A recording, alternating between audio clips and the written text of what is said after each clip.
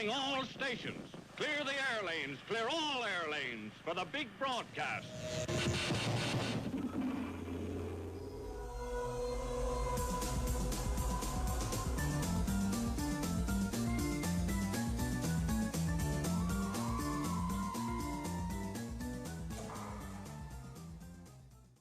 Welcome back into another awesome episode of the Voodoo Podcast. I'm happy to be back. I'm happy it's September and we're getting closer and closer to Halloween.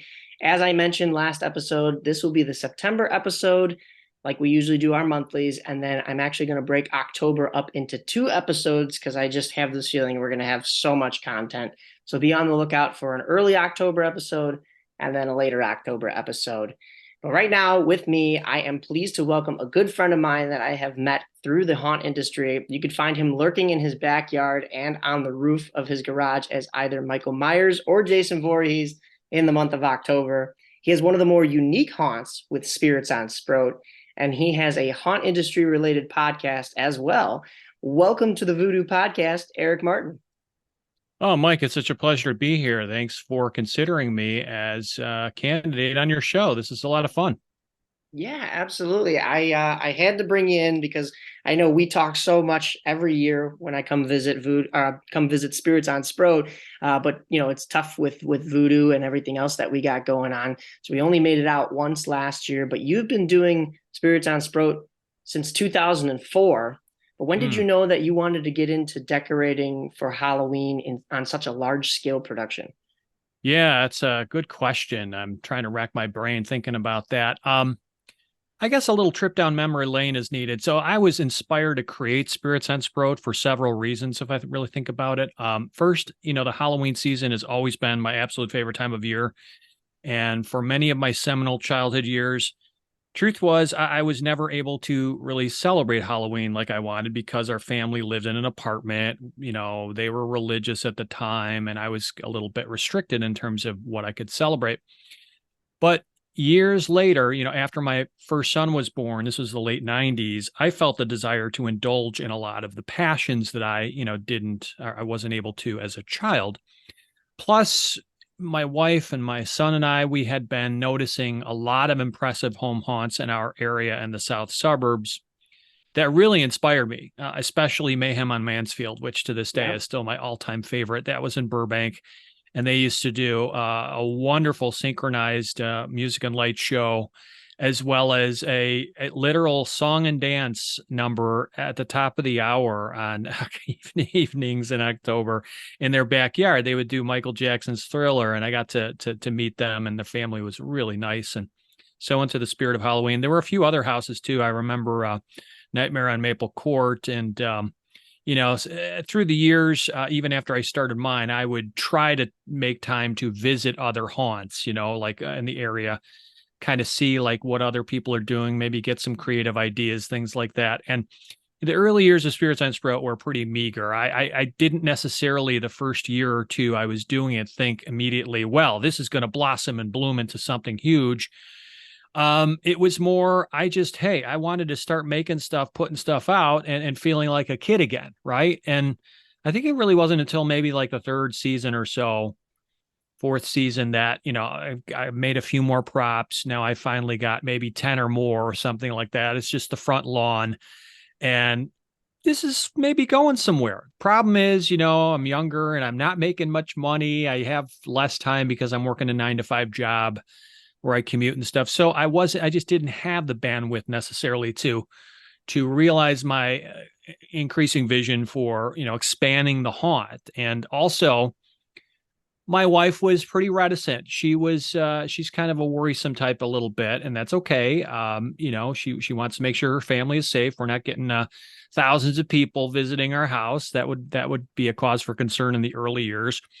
So she wouldn't let me, let's say, expand it like to the backyard, which after a few years, I'm like, yeah, this would be great if we could do the front and the backyard. I don't want anybody coming in my house. I'm not asking for the moon here, but hey, hon, how about let's do, the full property, like the front and backyard. And she just wasn't aboard. And it took a few years. It took about 10 years before she finally relented. She realized that, I've got the program down pretty well. Things are safe. We've got the security cameras up and signage, and everybody who comes out is well behaved for the most part. So eventually she relented, and we got to do the full expansion in the backyard, which was a game changer because that was about almost 10 years ago. And also, just to answer to your question, in terms of like what prompted me to get into home haunting and things like that. I when I was younger, when I first started Spirits on Sproat, I was suffering some chronic health problems, and that was making me feel kind of blue. And I found that taking up new hobbies, like, for example, building life-size monster figures and creating a home haunt, well, it helped me get my mind off physical ailments. So it became a real kind of, not only just, practically speaking, a distraction, but it's a hobby. You pay less attention to your problems, and you pay more attention to having fun, and in this case, hopefully entertaining some people. So that really has been an impetus too. And, every so often I'll get a new ache or pain or, hurt something. I've got some plantar fasciitis issues, which makes it a little painful to walk. But putting on Spirits on Sproat really is such a huge joy in my life that I just can't imagine it without it. I won't be doing it forever, of course, but for now, for the foreseeable future, I just can't wait for the next season to start. Yeah, absolutely. You mentioned Mayhem on Mansfield, and I know we've mentioned them before on the podcast. I had my dad on a while back, and of course, growing up, my childhood was he would take me out to all of these haunts, and they were, like you said, mostly in that those south suburbs, south side, and we didn't venture as north as much because I wasn't living in Schaumburg yet. Mm-hmm. But I could just kind of feel that there wasn't as much north. I can't speak upon how much, how many different decorated houses there were. Of course, Haunt 31 and Toby Rolson, he was doing his thing for forever now. I forget how many years. Sneak peek, we're going to be getting him on very soon, another episode, but very soon. But I can't remember how many years they've been doing it, but it's probably been since around that same time. But I don't think there were as many grand scale productions like Haunt 31 or Mayhem on Mansfield up north. I feel like you said, everything was down south in those, Burbank, Bridgeview, Oak Lawn area where you're at. And it's what kind of, it's nice to see it passes the torch on to somebody like you then, who has now their own haunt. And a lot of it is due to seeing all these other, we had met the Lindiches as well. And there's actually even a relative of theirs, I want to say it's their son, in the Chicago Haunt Builders group chat. I hope he hears this because we kind of connected last year.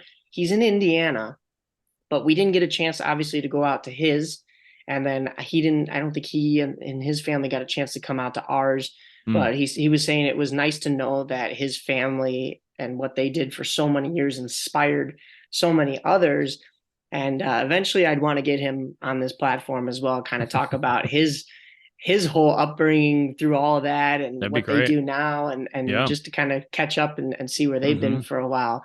Mike, it was always the case. I'm sure you can relate to some extent, although you are a different breed, because I know you and your dad, your family, you go out and you actually visit a lot of these haunts that are far from your zip code. And True. To your credit, that I envy you, because I just can't leave my house. I mean, literally for the entire month of October. I'm not paranoid or anything, but it's like, I want to keep an eye on my house. I don't want, ne'er-do-wells around thinking about vandalism or theft or whatever. Knock on wood, that's never really happened in any major extent. But yeah, I can't really leave my house. So, on the few nights that we are not open in October, I might pick a night where I have somebody kind of cover home base, stay at home, but I'll go out in a car and I'll drive a bit and take a look at what some of the other folks are doing, like the Nephilim. I always make a trip out to Burbank for the Nephilim, and a few others, of course. But my point is, unlike you, I never was able to travel away that far. Like, I never got to go to Haunt 31 or some of the more faraway places you've heard, mythical, magical things about that I wish I could have seen, wish I still could see, but I just can't get out that far. Another one I want to tip a hat to was maybe you'll remember the name of it, but it was in North Riverside. It was like 2 blocks Oh yeah. of houses, and I know it was all like one prop builder who convinced his neighbors to let them Yep. stage some of the figures on their lawns. But boy, this was so sophisticated, and it got so large that they actually had to have traffic cops out there, kind of directing traffic. And I think eventually that done them in, because I think the neighbors got tired of it. Do you remember the name of it? What was it? Freaky Frights on On Forest Forest. Avenue. Yes, that's what it My was. my uncle is under a minute from there. He's literally right around the corner, Uh-huh. and we talked about that one on the episode with my dad as well. That was a huge part of my childhood too. And I want to say the guy who did it, that you're talking about, that he had all the stuff, that was all his props, but then he convinced his neighbors to do a different scene on each lawn, and it decorated the whole block. And yes, it was community pushback. From what I've heard, it was a change in power in their, small North Riverside government, in the mayoral system and all that stuff. That eventually politics, they didn't want to continue to block the street off, and it's a lot to such a ask commotion. of It's a tiny all the block. residents, right? Of all that neighborhood, even if it's only two, it's a lot to ask of all those neighbors and just the surrounding community to have that influx, that kind of a surge of visitors, all the cars, all the foot traffic. It's a lot. I get it. Yeah. And when that was going on, though, I even started having like visions or dreams of, wow, I wonder if I could do something like that where I could convince my neighbors to let me, put some of my props on their lawn, and maybe we can have a nice little tour of the block or something. But no, that would not have worked out. And on that note, I'm lucky.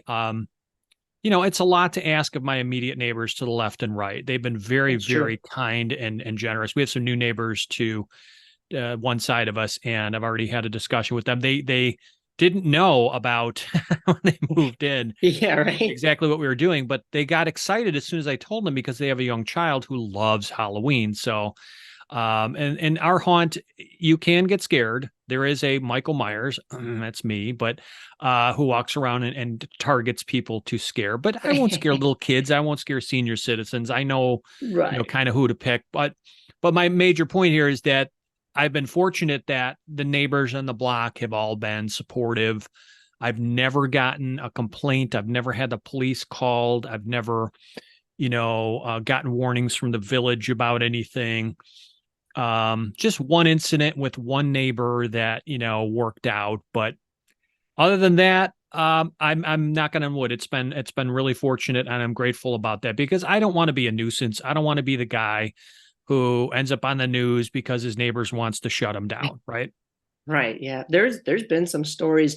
There was that, I don't know if you saw how popular that Stranger Things house got last year. They were further south, near Aurora, I believe. And there was a story of just, for lack of a better word, a psycho neighbor that went crazy because people were, people visiting should respect the neighbors' lawns and stuff like that. But, I don't think it was that they were, trying to rip up the grass or anything, but the neighbor just didn't like that people were barely standing or stand. I forget the entire details, but hopefully we'll get them on eventually as well too, because they have a story. With the neighbor or the haunt owner? No, the haunt owner. I don't want the neighbor. No. Anybody you might grow your audience exponentially. Yeah. You might, if you want to be a shock journalism kind of podcast. But, yeah, you're right. The controversy might grow us a little bit, but I don't know if I want to go that far. But there's that. We have some new neighbors, and I can't remember which episode I mentioned it on, but we have 2 new neighbors, and both of them have practically newborns. So this past year, when we were revving the chainsaw, I was kind of worried, and I'm thinking, I hope they don't mind. And sure enough, no issues. They love it. In fact, one of them was just out here the other day. I guess it was a double golden birthday. The wife was turning 26 on the 26th, and the husband was turning 30 on the 30th. So they were having a DJ and they were playing music. I'm like, all right, well, I guess if they're playing, having a DJ till all hours of the night, I guess my chainsaw isn't so bad anymore. But I was always saying too, I forget, this was another episode. I forget what I was mentioning, but you know how people always go to buy the house and the typical question is, has anybody died in the house? Well, the new question should be, does anybody decorate for Halloween on the block? Because those are like you were saying, it's kind of important information for them. Hey, I know you're moving in here, but I do this thing in Halloween. For me, Mike, I'm sure you can relate. You've gotten this question innumerable times. If I had a nickel, right? But the question I get asked the most is the obvious. Where do you put all this stuff? Yep.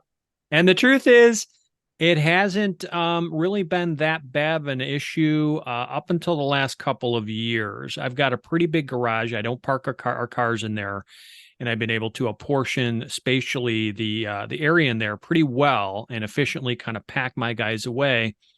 But yeah, the last couple of years, man, I've been going strong on a lot of the store-bought stuff. I know that goes a bit antithetical to what I'm about, and I'd like to explain a little bit more about like our approach when we continue the conversation. But yeah, I've succumbed to the temptation to buy a lot of the store-bought animatronics and things like that, the crowd-pleasing kind of stuff like that.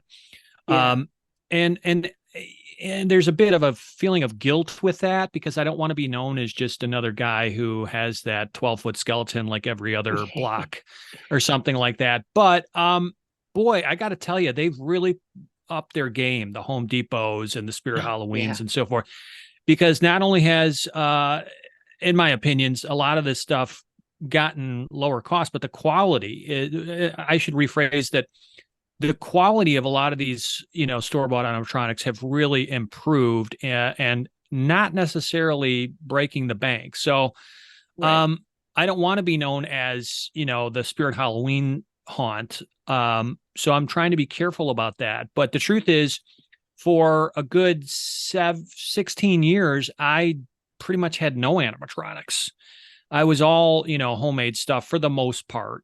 And I think it's okay to indulge in that a bit, these last few years. But circling back to the point I was making, now it's a matter of I have run out of real estate. I need sheds. So I've already built 4 sheds. I'm sorry, 3 sheds, and I'm about to build another one. And then after that, I have nowhere else to build a shed. That's it. I'm not going to knock down my garage and build a bigger garage.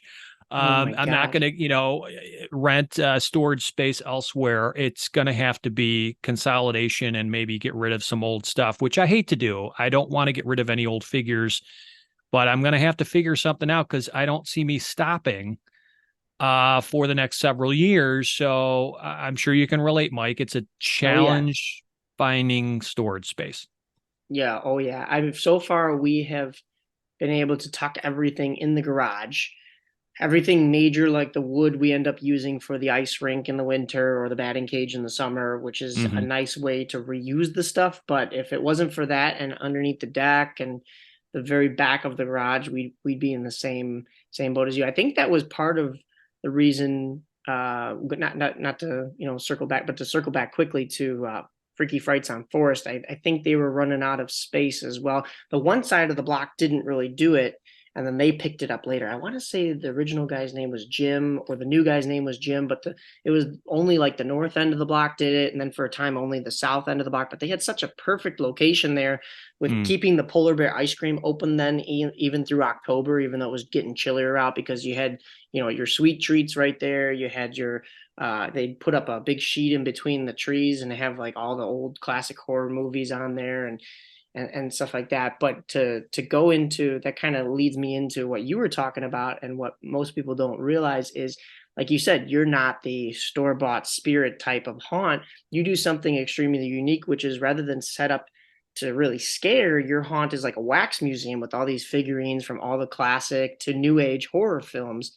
So what made you go that route rather than just decorating with the typical groundbreakers, fencing, animatronic, jump scares type of thing? And how creepy does your garage get too when you got all those just statues just fixed in there for the off season? Well, I'll tell you, the creepiest part is when you open the garage after it's been closed for many months and all the spider webs and little critters that are floating around that you got to be careful about. I've seen species of spider in that garage, honestly, that make my skin crawl. Like, is that a black widow? What the hell is that? I've never seen that kind of thing. So you got to be a little careful when you first start digging out for the next season. But in answer to your question, yeah, so when I first started Spirits on Sproat, it was more like, okay, I want to make a few cool figures that I've always, loved as a kid. Frankenstein was not, I think it was my second figure, but he's always been my absolute favorite horror icon / monster, if you will. The very first Right. prop I made was something called the Green Ghoul. I still have him on display. He has a green face. It's a skull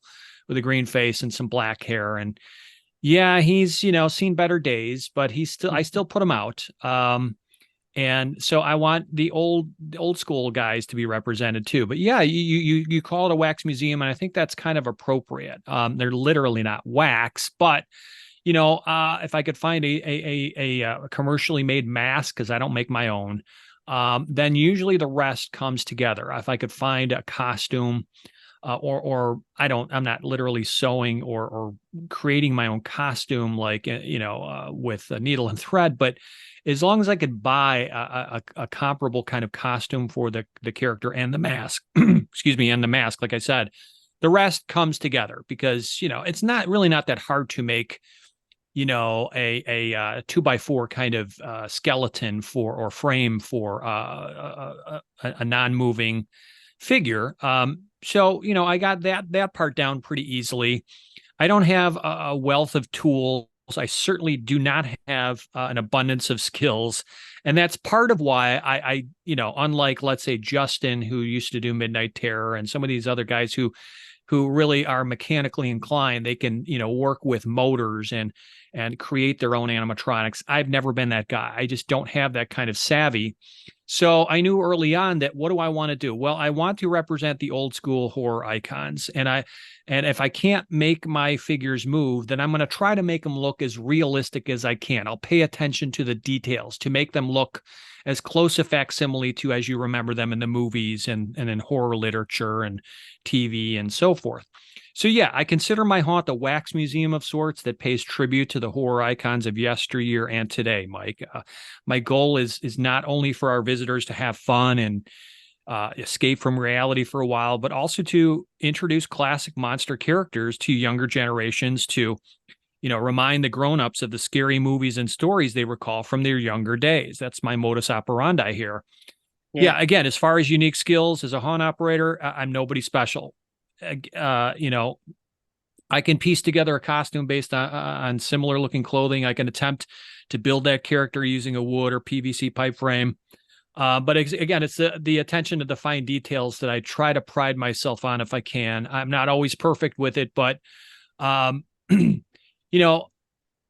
over the past few years, I've been lucky in that I've complemented my large cast of immobile monsters with animatronic figures. And I don't consider that a sellout necessarily. It's just that I want to add a little spice, right? I want to add a little bit of movement. And before I was doing the animatronic editions, the only movement was really me. I am the Michael Myers when you visit my house.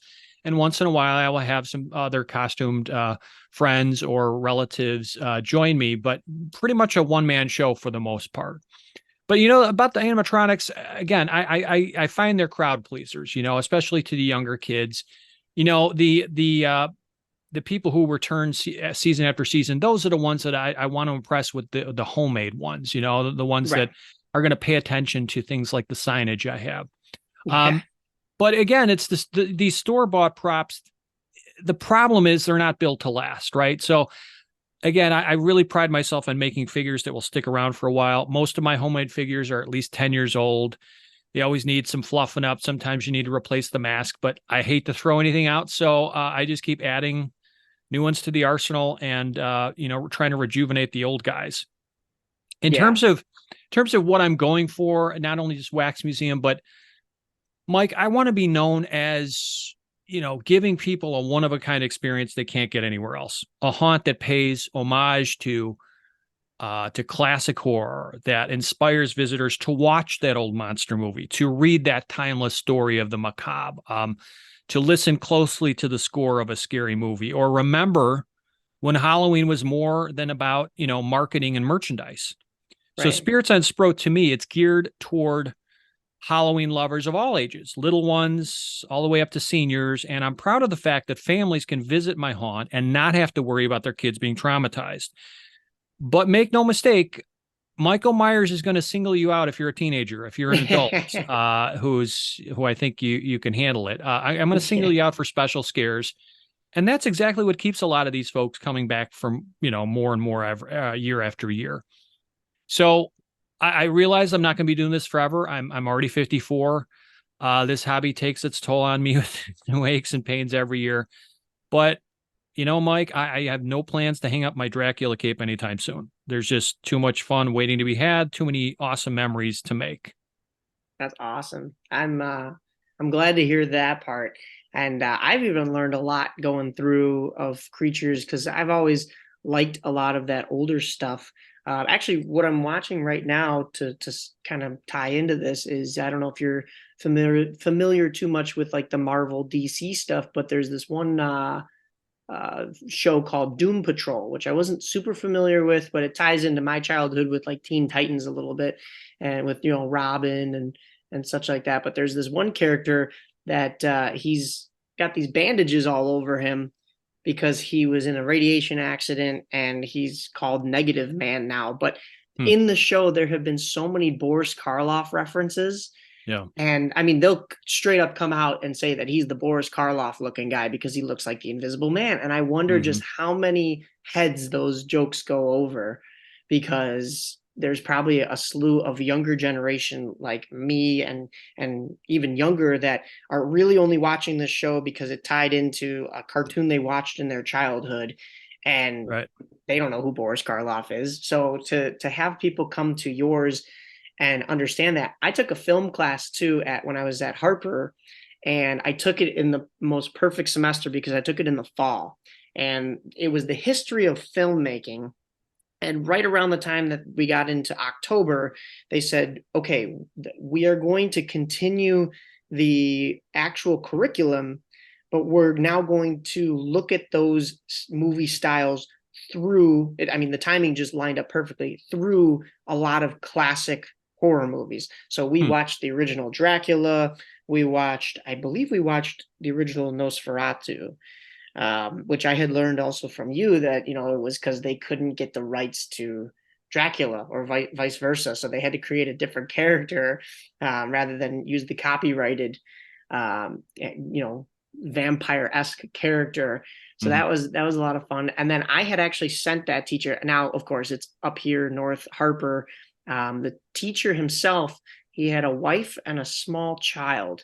And, I let him know after one of my classes. I was like, there is a house. It's further south. I'm sure you're in like Palatine, Arlington Heights area, but it's further south in Oak Lawn that you would love because it pays homage to all of these classic horror creatures. I mean, I didn't even know coming to your place, there was that one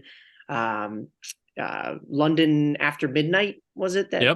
Lon Chaney. It's a 1927 lost masterpiece. Well, we don't know if it's a masterpiece, but it's been lost to the ravages of time. But he plays, it's kind of a Scooby-Doo mystery kind of a story where it's revealed, spoilers ahead, but it's revealed that there's no supernatural element going on. He's trying to scare people away from this house for whatever money reasons or something.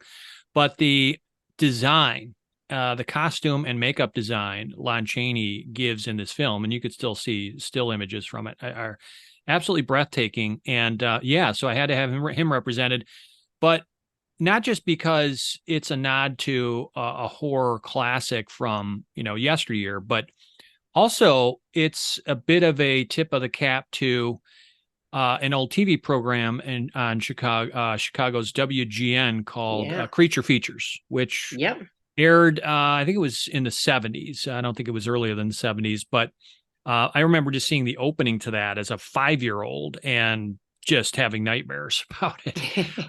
So that was the image, the logo or icon, if you will, of the show Creature Features, was the Lon Chaney image of that vampire character. So and the nice thing is that a lot of people who come out, they may not know these characters, but I have a scavenger hunt game. So you used to have the display in the front lawn like most. Right. Mm-hmm. And I know you started moving it into the backyard, which I would say has given you a lot more room physically and creatively. For some of that haven't actually been to your haunt, what can they expect when they enter the backyard and see the wall of names and the superlatives, as well as the scavenger hunt games that go with them? Yeah, thanks for asking, Mike. There are many facets that make Spirits on Sproat. Can't even name my own haunt. That makes there are many facets that make Spirits on Sproat a unique experience for visitors, and I think that set us apart from other home haunts. First, we boast over 100 life-size replicas of famous monsters and horror icons from the movies, from TV, from literature, and from pop culture. We've got all the classic monsters represented. You've got the, Frankenstein, Dracula, Wolfman, Mummy, Invisible Man. You got more contemporary characters. That means like Leatherface, Jason Voorhees, Freddy Krueger, of course, Michael Myers are represented. And our bench is pretty deep. We've got like Annabelle from the Conjuring films. This is the only house where you're going to find an evil Ash from the Evil Dead movies, or, Yes. a Slimer from Ghostbusters. We've got these timeless horror personalities from classic literature, from folk tales, even from urban legends that are on display, like the Headless Horseman or Slender Man. We have an evil circus canopy that features several animated clown creatures, so kind of like a clown corral, if you will. I'd say about 2/3 of my characters are made by me, and maybe a third are store bought.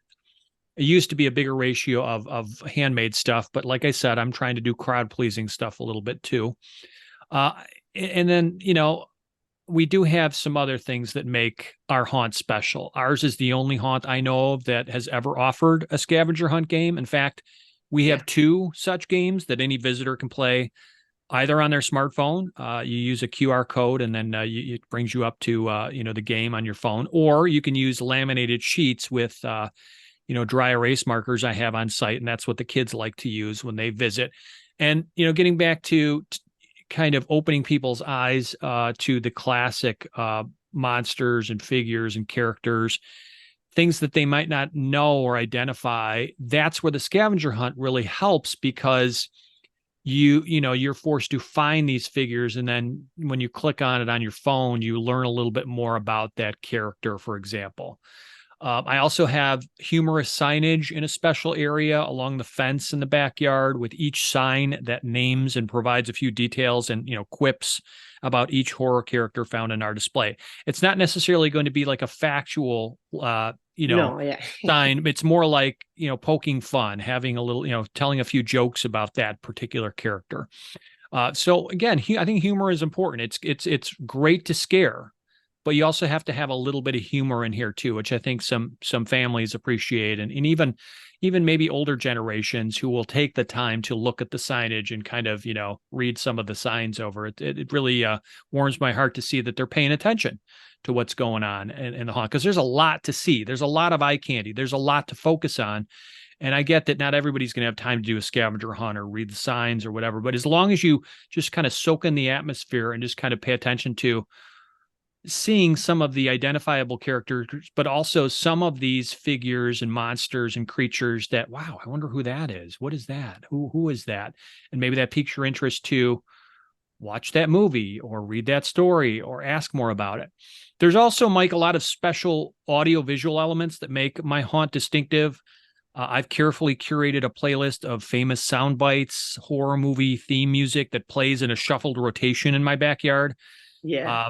In my front yard, I have a bow window, and in that window, I've got the 5 classic monster replicas behind the glass: Frankenstein, Dracula, etc. I have these Philip Hue lights that change color. They pulse in sync with a separate playlist of Halloween-themed dance remixes. So I've got kind of 2 separate playlists going on, one for the front yard, one for the backyard. Recently, we've begun to incorporate animated projections in our haunt. So I use video projectors in the upper windows and in the garage. That's added a lot of fun too. So, and I'm not, it's not like I'm innovative here. People have been using these techniques for a long time, but I've got a lot to, satiate the senses at Spirits on Sproat.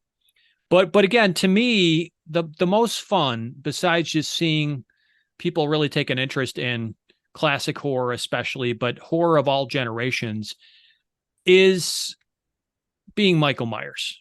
A lot of people come to Spirits on Sproat because they know that they can interact with the Michael Myers character that is me, dressed as the slasher king from the Halloween movies.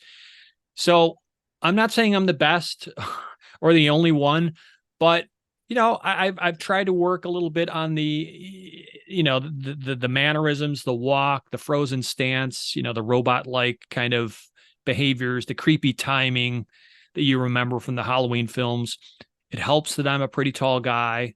I try to mix it up by also switching costumes. I sometimes play Jason Voorhees from the Friday the 13th movies. But yeah, I try to pick spots. Like you said, I might climb the roof of the garage. I might be hiding in a corner. I might be hiding behind a figure or standing among the figures very still until you get closer, and then I might pop out at you or something like that. But what a lot of people want is, hey, Michael, follow my daughter or son back to the car and go scare them. So I won't touch anybody. But yeah, I might stalk you back to your car, right? I might push on the back of the car to jostle you a little bit or something like that. So a lot of selfies, a lot of crowd pictures, a lot of fist bumps to the youngsters. So I'm not going to single out, the vulnerable or anything like that. But it's an absolute honor to play these characters, to thrill our visitors, and, the screams, the laughs, the smiles that I'm able to help generate really make it all worthwhile. We had, and then just to kind of round it out, what were you going to say, Mike? Oh, I was going to say we had talked about your evil ash because, like you said, nobody else has one of those, and that's just such a cool added prop to have. There's another gentleman that does that we've had on the podcast, Ryan Ashley, who does a haunt over in Batavia, and his is the Evil Dead on Thrun, which is his street name, but he devotes the entire front lawn to Evil Dead inspired stuff, which is fantastic. Really cool too. God, I wish I could see that. But yeah, this is the only home haunt where you're going to find rarities like, for example, a realistic reproduction of Jack Torrance from The Shining, or Vincent Price from the Roger Corman Poe movies. We also have a figure of Svengoolie, America's favorite TV horror host, whose program I had the pleasure of being featured on a couple of times. So he did spotlight our haunt briefly on a couple different occasions. My favorite horror movie ever is Alfred Hitchcock's Psycho from 1960, and that film is well represented at Spirits on Sproat by the presence of three figures who I kind of cluster together. That's Norman Bates, his mother, and the director Hitchcock himself. So we've got a lot of different characters and famous figures, not so famous, rare figures or characters represented, which is a real thrill. People ask me like, oh, who have you not done yet? Believe me, I've got a wish list, right? Because I've been dreaming of crafting or acquiring, for example, an authentic looking alien xenomorph from the Alien movies. That would be a wonderful have. But where do you get it? How do you make it? I'm not talented enough to make it on my own. And I'm not going to pay thousands of dollars for some of these creatures you see being sold on eBay or whatnot. I'd love to have a realistic Predator from the Predator films. Oh, yeah. I'd be thrilled to get, to include Candyman in my haunt. But, again, somebody's got to make the mask. It's not so easy. The Green Goblin, like the classic design of the Green Goblin from the Spider-Man comic books, he's got these pumpkin grenades and he's got these kind of garish colors. And I'd love to be able to do that, but it's not easy to find the mask, to find the costumes, right? Forever I've been trying to find somebody who makes like a zombified Michael Jackson from the Thriller video, like a mask like that. It's really not easy to find. I'd be thrilled to make the Babadook character from that film. But the problem is, again, nobody's making these masks or costumes or good versions of them or affordable versions of them. But believe me, man, if I had unlimited resources, Mike, I'd love to round out my collection with, some of these missing characters. I'd love to commission an artist or a prop maker to make them for me. I can only imagine how off the rails I'd go with Halloween if I was filthy rich. But the truth is that, this endeavor, the making and displaying of a figure, it actually feels more satisfying when you have sweat equity involved, when you have to work for it and overcome some of the challenges that arrive with this pastime. It's much more satisfying to know that you've made something by hand, even if it's not perfect. You've tried really hard, and some people are going to recognize it, or maybe you have an opportunity to educate them on who this figure is or what have you. So That's what I'm always trying to go for, is originality, creativity, and also to have like as many of the classic monsters and horror figures, even in the newer age, represented at Spirits on Sproat.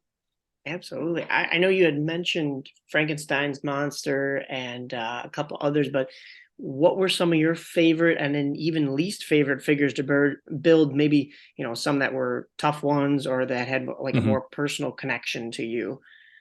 Well, like I said, the Frankenstein, which was the second figure I ever built, has always held a sweet spot in my heart for me.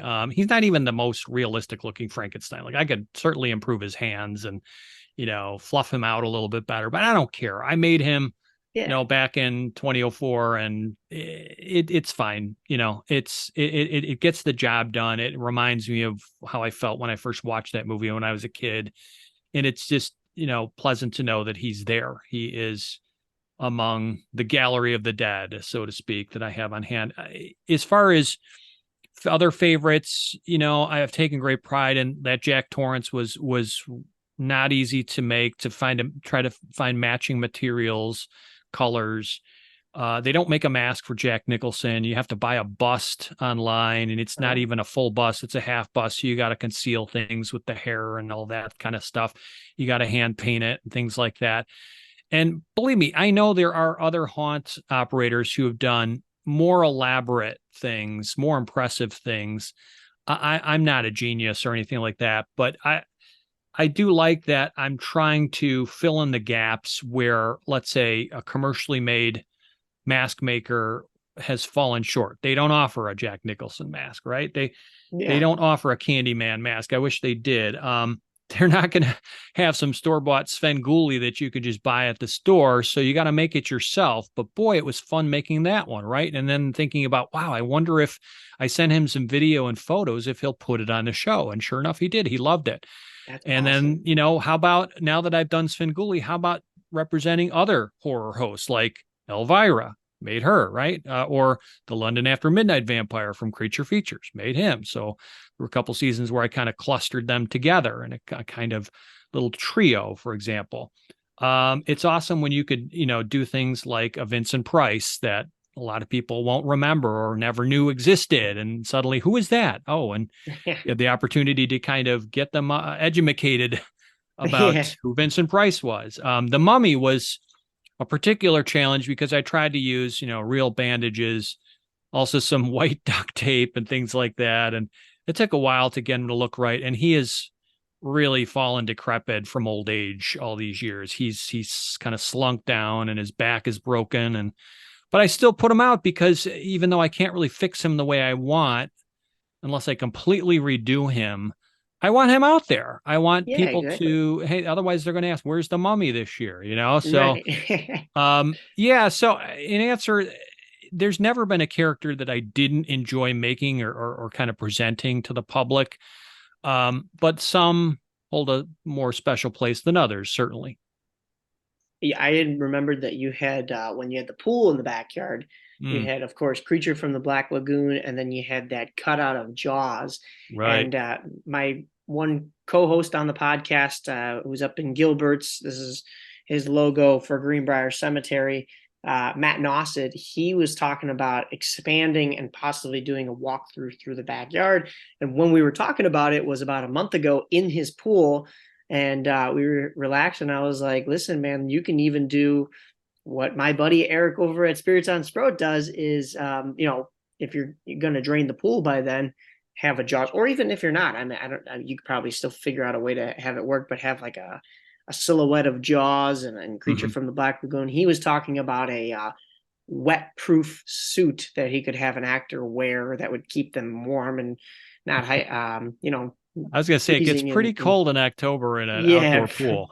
freezing in October, but they do have a heated pool, but I don't know how heated that would Yeah. be Ooh, for October. But we were throwing around those ideas, those are great and ideas. Yeah. I He was absolutely, I telling mean, about how you had it. yeah, when you have a pool, which I was the luxury, I had an in-ground, really big Olympic-sized pool for a number of years, and then Mother Nature popped her out of the ground when I drained her, and it rained extensively for like 3 days straight. So now it's time to get rid of the pool because I can't rebuild it. It can't be, fixed. And all those thousands of dollars later, after, you fill it in and you grow the grass and why did I drain it? Why did it pop out? Now I can't use it anymore.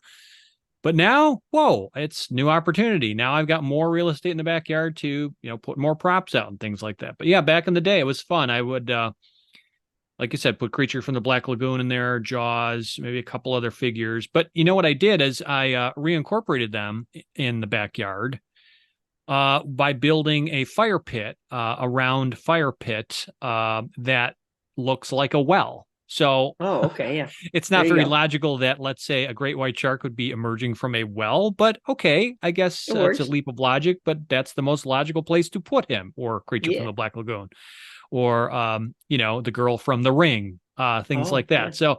So you make do with what you have, and yeah, that was another reason why I, not only my wife was hesitant about using the backyard, but also I was thinking, well, how much space am I actually going to have back here? Because I've got this pool, and we got to make sure nobody, wanders over to the pool. I got to make sure I've got really Right. strong gates and barriers to prevent, especially little ones, from ever, heaven forbid, accessing the pool. So all of those things came into consideration. When you have a pool, you've got to take special precautions. But now it's not a problem anymore. All the more, terra firma for staking guys in my backyard.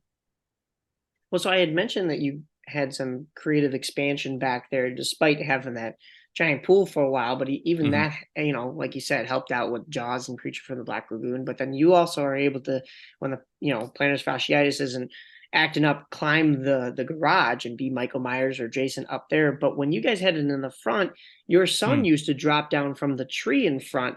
And he was all dressed up, and then he'd play the organ, kind of like Phantom that's of the right. Opera. I Yep. know that you mentioned that he's musically talented. Does he incorporate a lot of his haunt experience into any of his music ventures, or vice versa? You're talking about my son Rocky, who, yeah, for several years there, let's say before he discovered girls, he was out there as the Blue Phantom. So yeah, he'd set up his keyboard. He would climb the tree. He's always been very acrobatic. He was very fun, kind of a humorous, kind of a scary guy. And he actually came back to live with us during the pandemic for a couple of years, and so he was out there at our haunt just a couple of years back in a different guise. But um, yeah, he's a jazz drummer. He lives in Seattle, and I don't necessarily think he's utilized any of the haunting skills, but you never know. I'll have to ask him. Yeah, you guys are both super acrobatic, climbing the trees and the Oh, garages I'm and not stuff like acrobatic. I'm a stiff old man by this point, but I know how to climb a ladder onto the roof of my garage. And every time I do it, my wife gives me the stink eye, like, that. what are you doing? Do you realize that you could fall Yeah. off up there? But you're careful. You go slow. Yeah, she's like, I'm not looking to be immediately single after October. Exactly. Well, yeah, I guess we'll have to beef up the life insurance, but no, it's yeah, it you try to find different ways to add some thrills and fun to the haunt. And like I've got a nice little scare station when people walk up the driveway. I don't want to spoil it, but yeah, you might No, get a yeah, little yeah. startled. um I might find ways to kind of hide around a corner of the house that you didn't expect, or to come through the front door, when you least expect, something like that, Yeah. which is so much fun. It's just, I mean, can you relate to that, Mike? I Oh unfortunately, I've yeah. never been able to come out to your haunt. I assume you dress up. You are a figure, and you also do some scaring. Yep, yep. This past year, we actually got it to the point where I was kind of like you. So we built a structure out onto the driveway, Hmm. and the first part of the structure was tents, but then the extended part of the structure that comes out even further was all wood this year. And we built it in a way where it was set up like catacombs. But there was no full on roof of it. It was just a Hmm. bunch of boards going across in a pattern that was actually secure enough for me to walk across.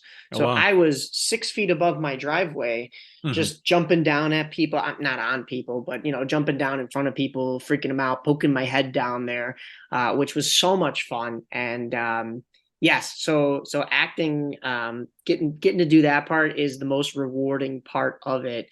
Um, I know last year you weren't able to make it. Now that you bring it up, I gotta make sure I know which day it is. Sunday, October 22nd during the day, we plan on having our matinee, like from like 1 to 4 o'clock. No So kidding. Okay. if you're not busy, we'll take you through the haunt Writing it during. I down mean, right now. Yeah. during the day, but still, I'll get you the info well Yeah, before that please because email we'll come me see you a before that. reminder about it with the date and time and everything, and I'll try to keep that clear and come on out. Yeah, absolutely. And then, of course, that goes for any listeners that want to come out that day and get a non-scary experience. We usually you do it just for the Chicago haunt builders Mhm. that have that same problem where they don't get a chance to go out and see other haunts because it's the common thing. We're a little different, like you mentioned. Since I grew up going to see all these other ones, I still try to incorporate that, which is why we really only do the last 2 weeks of October of being open and acting. Also, it gives us time to build everything, but we like to have a little, best of both worlds, work hard and play hard and get out to see all that stuff. But in recent years, you've partnered with Midnight Terror to do Mhm. a ticket giveaway. How did that come about? And, like I said, with doing your own haunt, do you ever really get the chance to see Midnight Terror? Or like you said, take a couple of days to see some things that are around you? Oh, absolutely. So, in my 9 to 5, I am a writer, a journalist. I also do PR and marketing. So, I approached the operator of Midnight Terror years ago with, "Hey, why don't we do a bit of a bartering here where, I specialize in PR and press releases, things like that, getting placement in media like newspapers and online. So why don't I write a press release for you? And you could pay me, a small amount of money for my time, but more importantly, hey, you can throw me a few tickets and I can go." And that was the first year or two where I would just use the tickets with my own family and friends, and of course enjoy his haunt, which even to this day is tremendous, Midnight Terror in Oak Lawn. Yeah. But the last several years, it's been more, okay, let's maybe instead of a certain amount of money, how about you give me a stack of tickets, and the majority of those, I can use with family and friends, but also save a few for win a pair to Midnight Terror. So we run a video contest, and what that involves is you have to visit our haunt. It has to be the year of the haunt. It can't be past footage.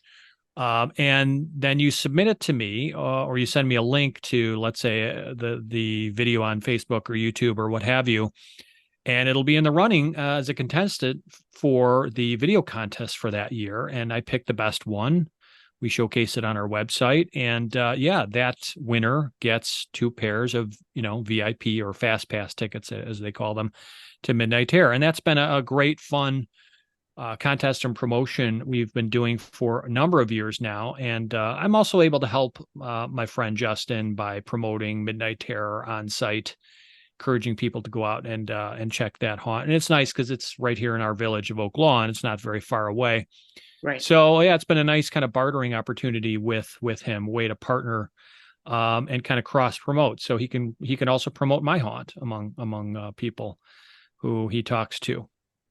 I know we have a bunch of Chicago haunt builders that do help out with Midnight Terror. I think what I love about Midnight Terror is it's a haunted house, just like all the other ones, in a Mhm. sense that it is a professional haunted house. But of course, everybody creatively does their own thing.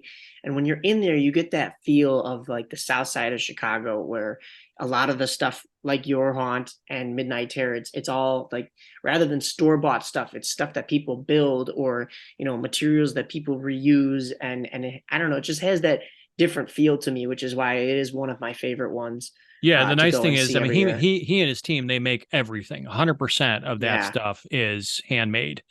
In fact, he went out of his way to tell me the last years, like, we don't go to the conventions and buy this stuff that other people do. We make Right. everything ourselves. We don't buy anything off the shelf, Yeah. which is pretty impressive because a lot of the bigger haunts, the commercial haunted attractions, if you will, I'm not saying to take the easy way out, but yeah, they may commission or buy stuff from a convention or store bought things like that. And I get it. Some people have less resources or what have you, but the nice thing about what Justin's doing is It's all handmade. It's all his own, he and his team, their creations, and it's really admirable. It's great to see that stuff. I wish I could go out and see some more commercial haunted attractions, but again, it's not so much the admission price or what have you. It's more I just can't get away, and Right. that's the one thing I can look forward to when I retire from Spirits and Sproat is I'll have so much more time to visit the home haunts, to visit the commercial attractions. Hopefully, I won't have a heart condition that'll prevent me from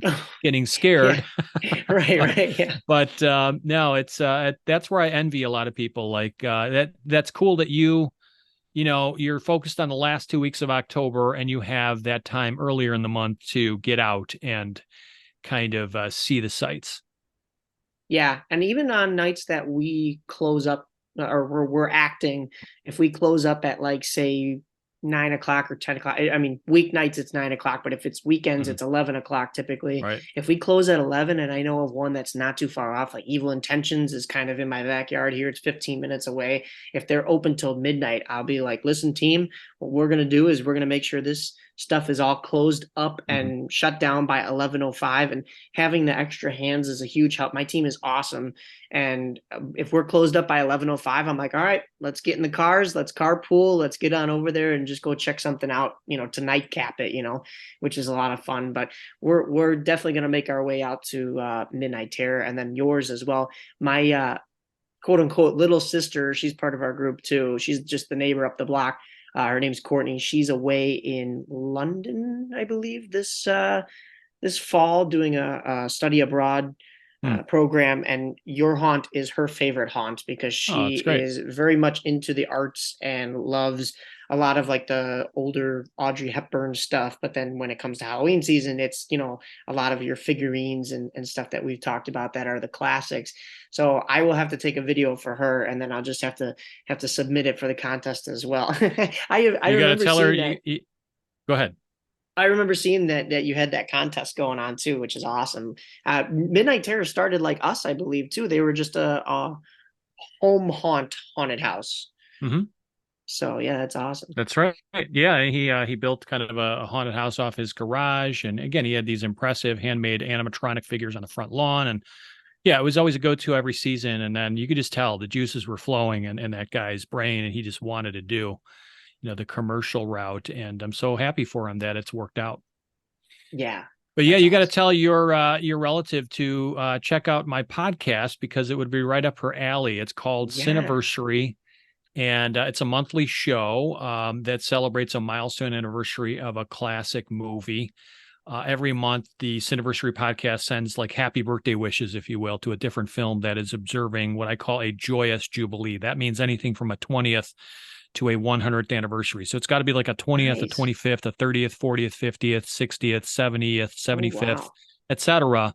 So we do a lot of, older films, granted, but we do quite a few episodes. We have done quite a few, especially around the month of October, that your listeners might enjoy, especially if they are into classic horror or even some relatively modern horror. So, for example, we have celebrated the 60th anniversary of Psycho, the 90th anniversary of Frankenstein, the 40th Wow. Yeah. anniversary of Halloween, the first Halloween, and the film Alien, the 100th anniversary of, here's a name drop you mentioned earlier, Nosferatu.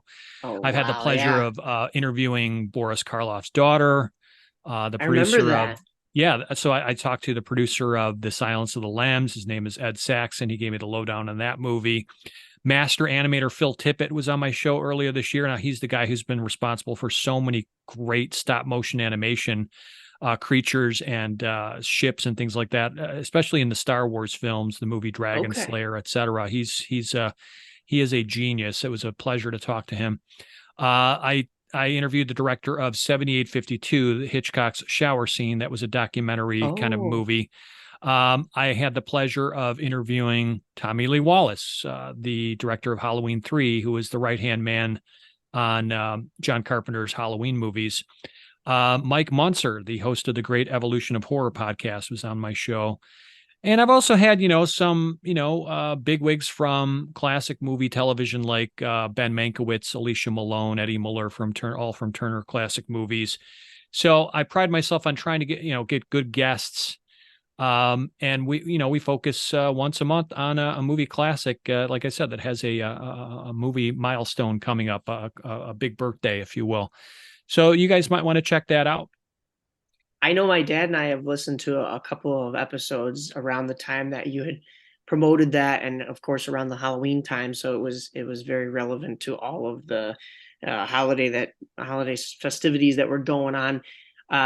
I know you've been featured on Svengoolie. Have you interviewed Svengoolie? And then didn't you have a connection with Elvira at one point as well? No Oh, connection okay. with Elvira. I have asked Svengoolie to be on the show, like on a couple different October episodes, but he just doesn't have the time. He's very kind and he gets back to me quickly because I'm just so inspired by the guy, and I'm just so thrilled that he's still on local television. He's across the nation, but yeah, that he's local and that he's just a national treasure, but he's our treasure too. He's Chicago's, been doing it more than 40 years. So it's He's great so that he's still in our market. he's so close to you too, right over there in Berwyn.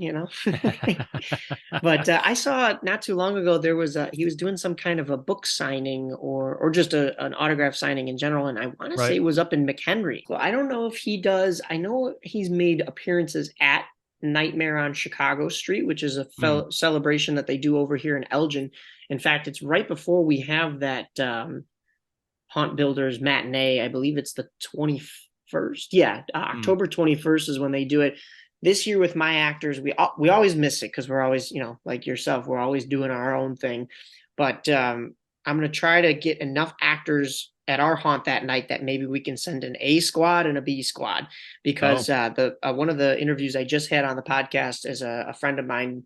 He's a DJ Nobody. He is doing a gig there, and he's very excited. He's done haunted house gigs before, but this one is a whole block party type festival. I want to say it's kind of like the closest thing to Forest Avenue nowadays. It's more commercialized, more party vibe rather than, mhm. you walk around and see the displays, but they block off a whole street. And my mom went one year and she told me it was right up my alley because it was very Walking Dead. It was like they had the streets blocked off, and the it looked like they had like tanks and like army barricades, and you got zombies walking around, but you have a little bit of everything Halloween. So I'm going to try to get over there this year and maybe send ourselves in two separate groups so we could still run our haunt, but then also go experience this for a couple hours and check out our DJ buddy. But yeah, I believe Svengoolie's made an appearance there Hmm. before, and I don't know if he's doing it this year, but I'm sure October is a busy month for him.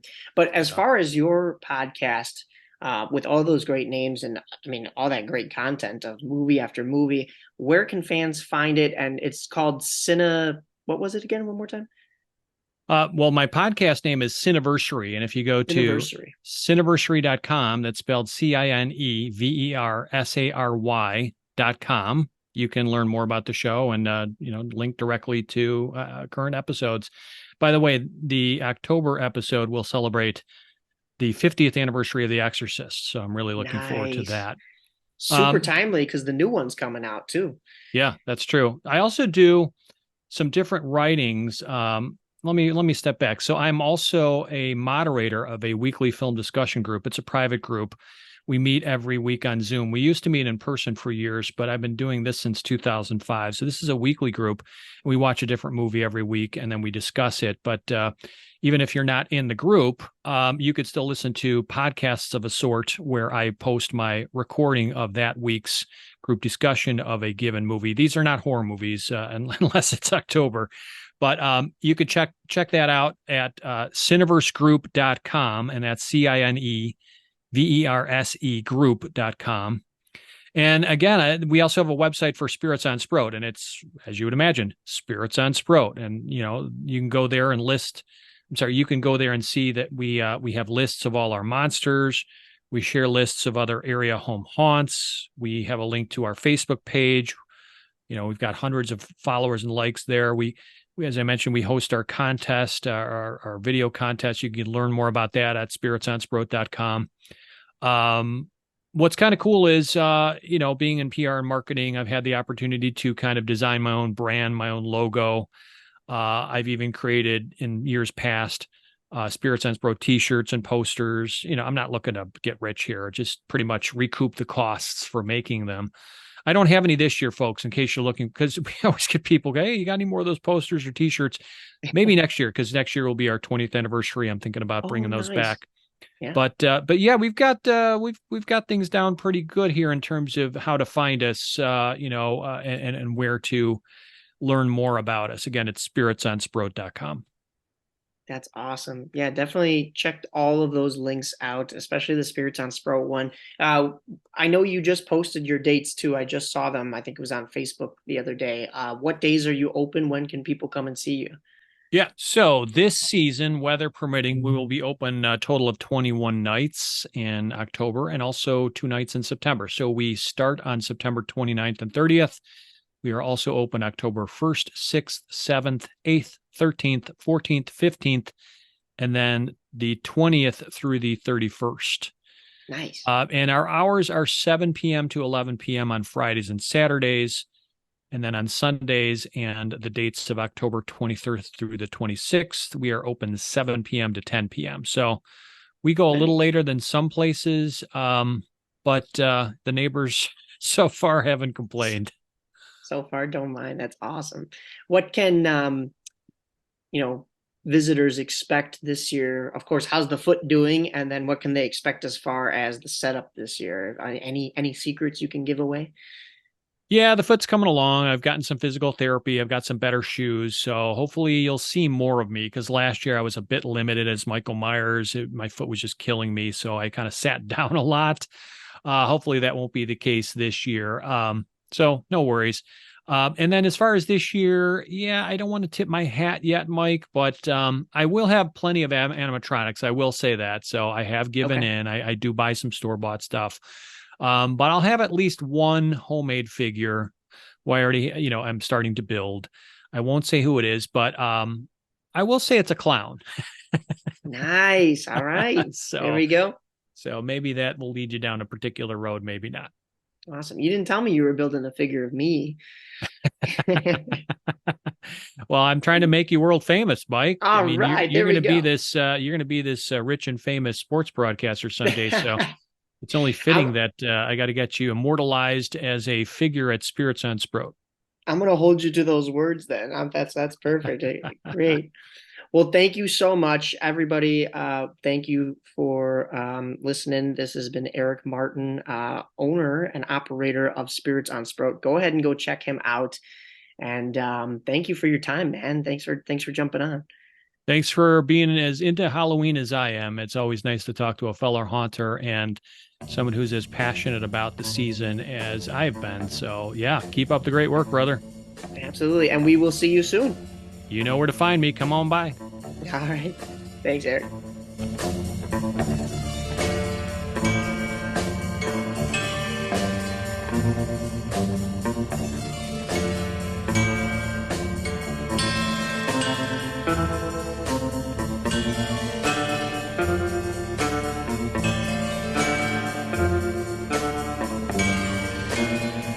Huge thanks again to Erik Martin for coming on to talk about his home haunt, Spirits on Sproat, over in Oak Lawn.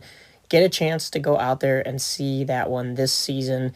He's got everything from Frankenstein's monster to Darth Vader. I'm pretty sure they're going to have to create more movies just so that he can create more caricatures, because he has so many already.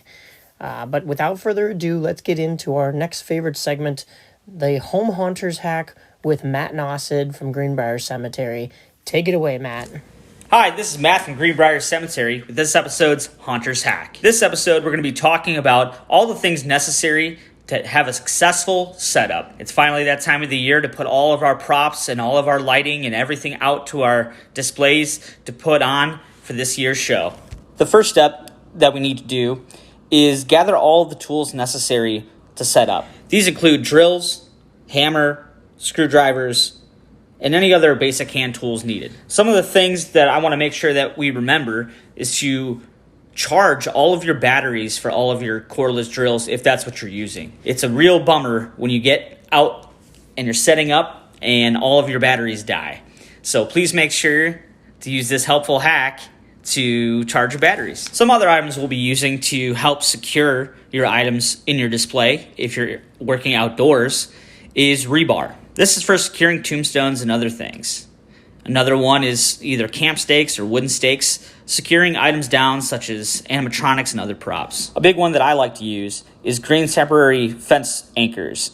These are secure all of my fence posts to make sure that we have strong, sturdy fence every single year. Of course, we'll be needing screws or nails or your fastener of choice.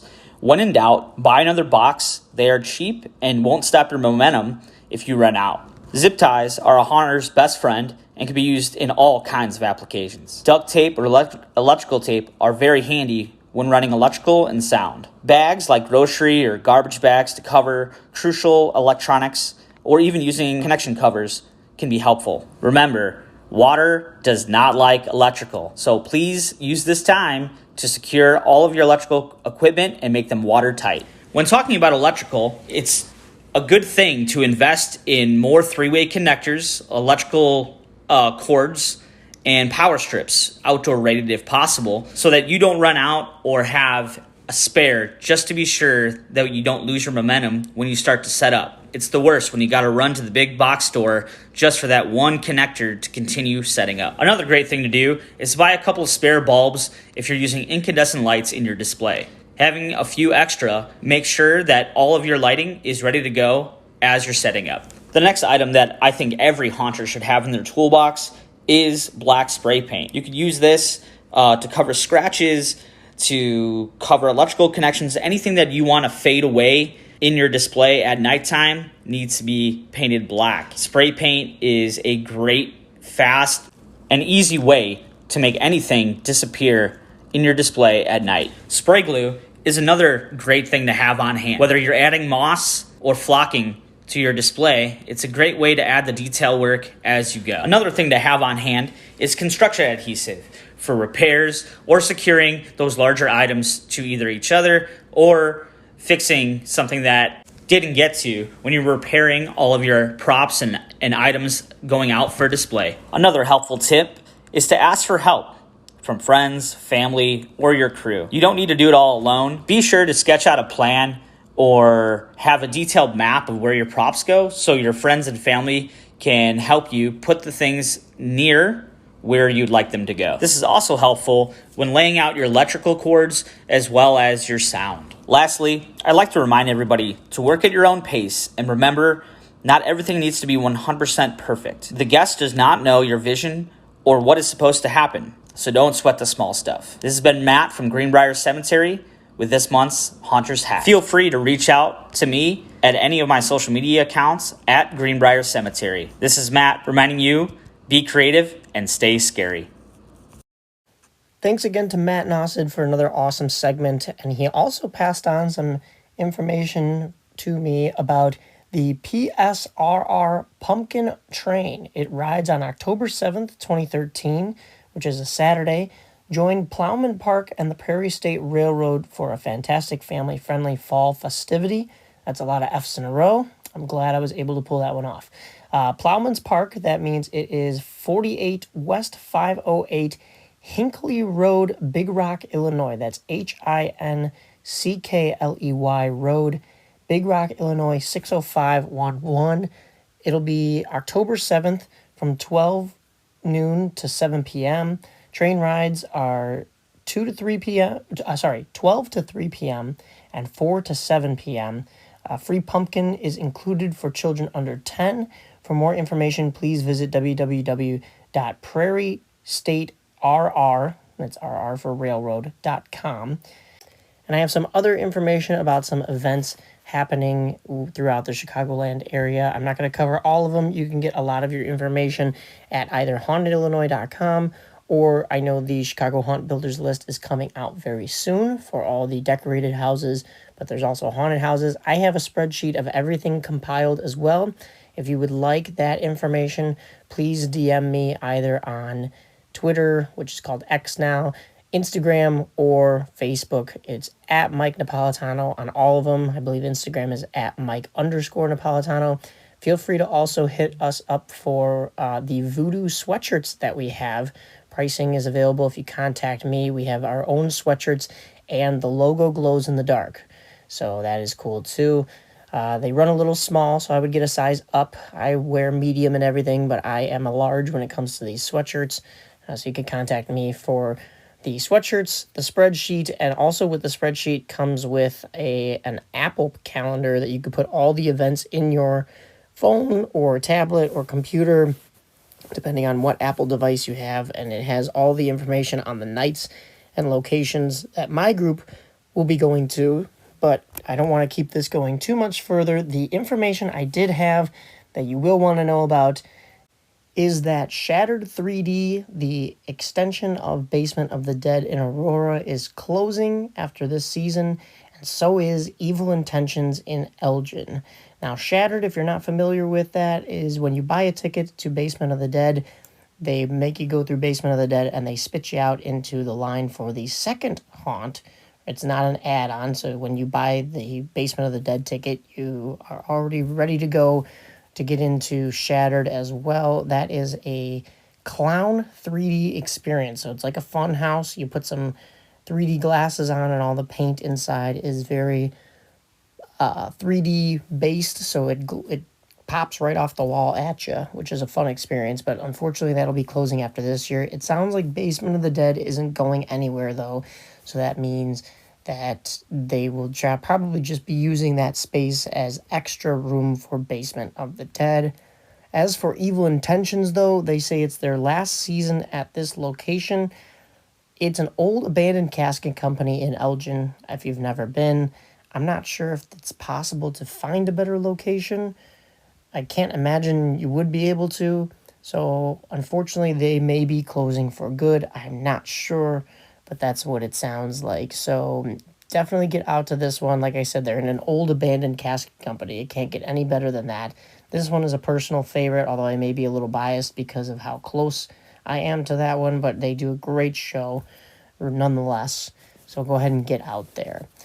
It's getting a little long here in the episode, so I want to shoot it over to our next interview. These next two gentlemen are actually very close by, as well as they are the creative director and the producer of the latest Chicagoland haunt, Terror Roulette, coming to you this October, actually September, the last few days, in the Barrington Arboretum. So without further ado, let's send it over to those gentlemen.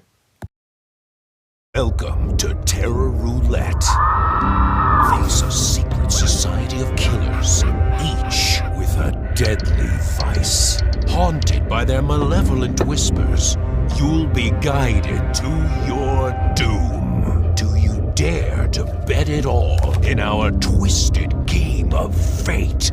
Get your tickets now and brace yourself for an unforgettable descent into darkness. All right, welcome back to another interview here on the Voodoo Podcast.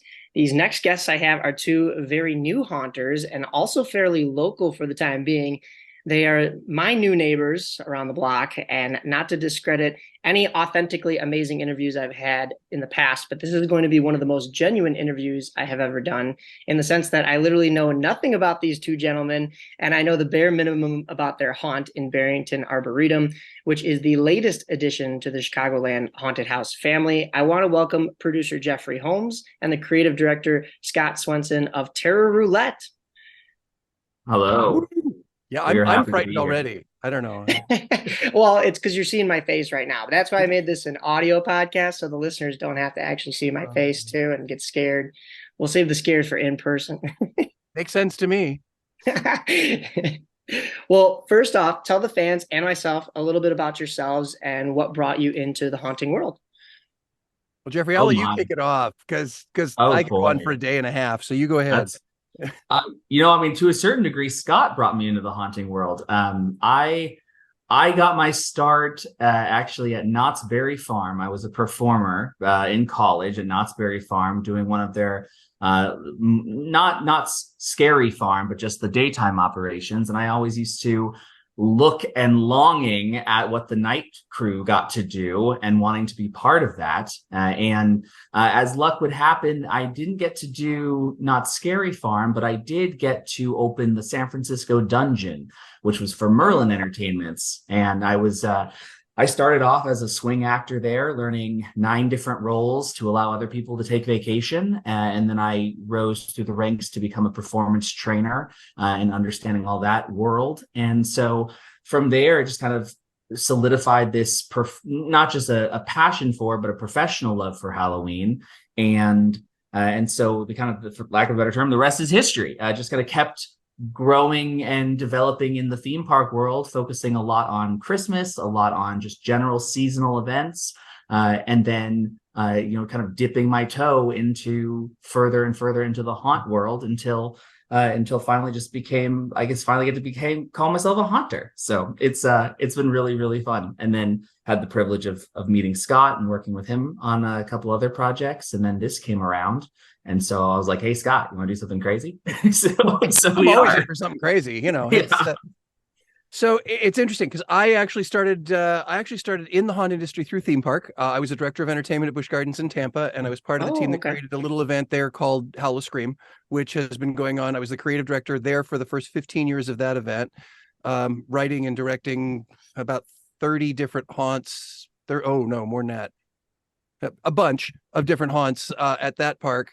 And then about 10 years ago, I became an independent contractor, and I've written, directed, produced haunts as far north as Fort Edmonton Park in Edmonton, Alberta, Canada, and as far south as Florida. I actually grew up in Chicago, so that was part of not only getting a chance to work with Jeff and IWG, but that was one of the things that kind of drew me into Terror Roulette, is the fact that I'm a local kid. I grew up in Buffalo Grove, also around the corner from you. Yeah. And to be back in South Barrington was really exciting. But I've done a lot. I've been in the haunt industry for over 27 years now, something like that, and have been recognized by Haunted Attraction Association.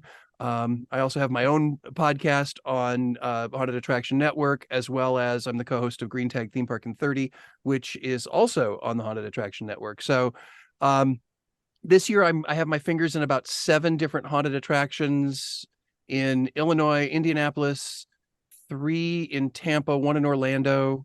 So I'm a little bit of everywhere, which is why I thank God that I'm the creative guy, because I'm given the freedom to do that. As the operations guy, which is what I did at Busch Gardens with Howl Scream, I had to write and then make sure they worked. Now I can just write them, train the actors, do the art direction, and then kind of go, peace out, I'm moving on.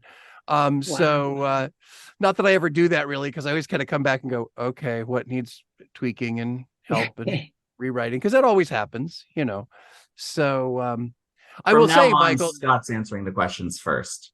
No, that's fine. Keep going. This is amazing. I don't know how you have time to sleep. I was like, I'd go on for days. But no, it's funny because, Michael, I noticed that with Voodoo on Vassar, that's your home haunt, right? Yes. Yeah. So I did a little poking around. One of the things that I've always credited the quick growth of Howl Scream at Busch Gardens with is because we went to home haunters and independent haunters first to learn things. Because, of course, even in a theme park, when you start out, you have like this much budget. And so we immediately went to the people who take this much budget and make it look amazing and wonderful, which are home haunters and small independent haunters. And that's where we did a lot of our initial research years ago. So Scott's older than dirt. You can't tell. I am. It's an audio podcast, but I have a great and even then I have a great filter going on here. It's like you're looking at me through linoleum, but nice. I love that the viewers. It's an audio podcast. I'll sound my age. How's that? That the viewers can't see, but you have the whole Halloween button-down get-up. I love that, and the whole backdrop going with like the skeleton unicorn back there and the web. Like I said, I live in this stuff. This is I call it my aging rock star shirt. But once we hit August and September, obviously we're neck deep in Halloween, and So, and actually, That's we started working on Terra Roulette, Jeffrey. When that was July of 2022. I was going to say, Yes. Wow. we had just met to work on Christmas, and then we were like, "Hey, you want to do this cool thing?" And that's definitely the thing that is unique, and there are certain times, Michael, that I envy you, because you get this home haunt that is in your home place, and you get to put all of this love and effort into it. And admittedly, with Scott and I, we have to jump directly from Halloween into Christmas. So, like, I kid you not, like, my day is working on the haunt, putting out metaphorical fires in the haunt for the different teams that need me. But then, like, at night, I'm working on Christmas, because when when Halloween opens, we're already on to Christmas. And so Holy this is cow. it's a very interesting time of year, because all of that development and all of that behind the scenes work is happening, because the reality is that the conversion from Halloween to Christmas, oftentimes in park, can be 1 to 2 weeks, Right. maybe a month if you're lucky. So all of that prep work is happening simultaneously. So Scott and I have worked on Christmas projects together, Halloween project now, and it's We an have a Christmas absolute project blessing. coming up, by the way, just so you don't forget. We do have a Christmas project coming up back here in Tampa. Just saying. Oh yeah, don't we? I'm not going to pretend I forgot about that one. No. Nope. I'm not going to let you.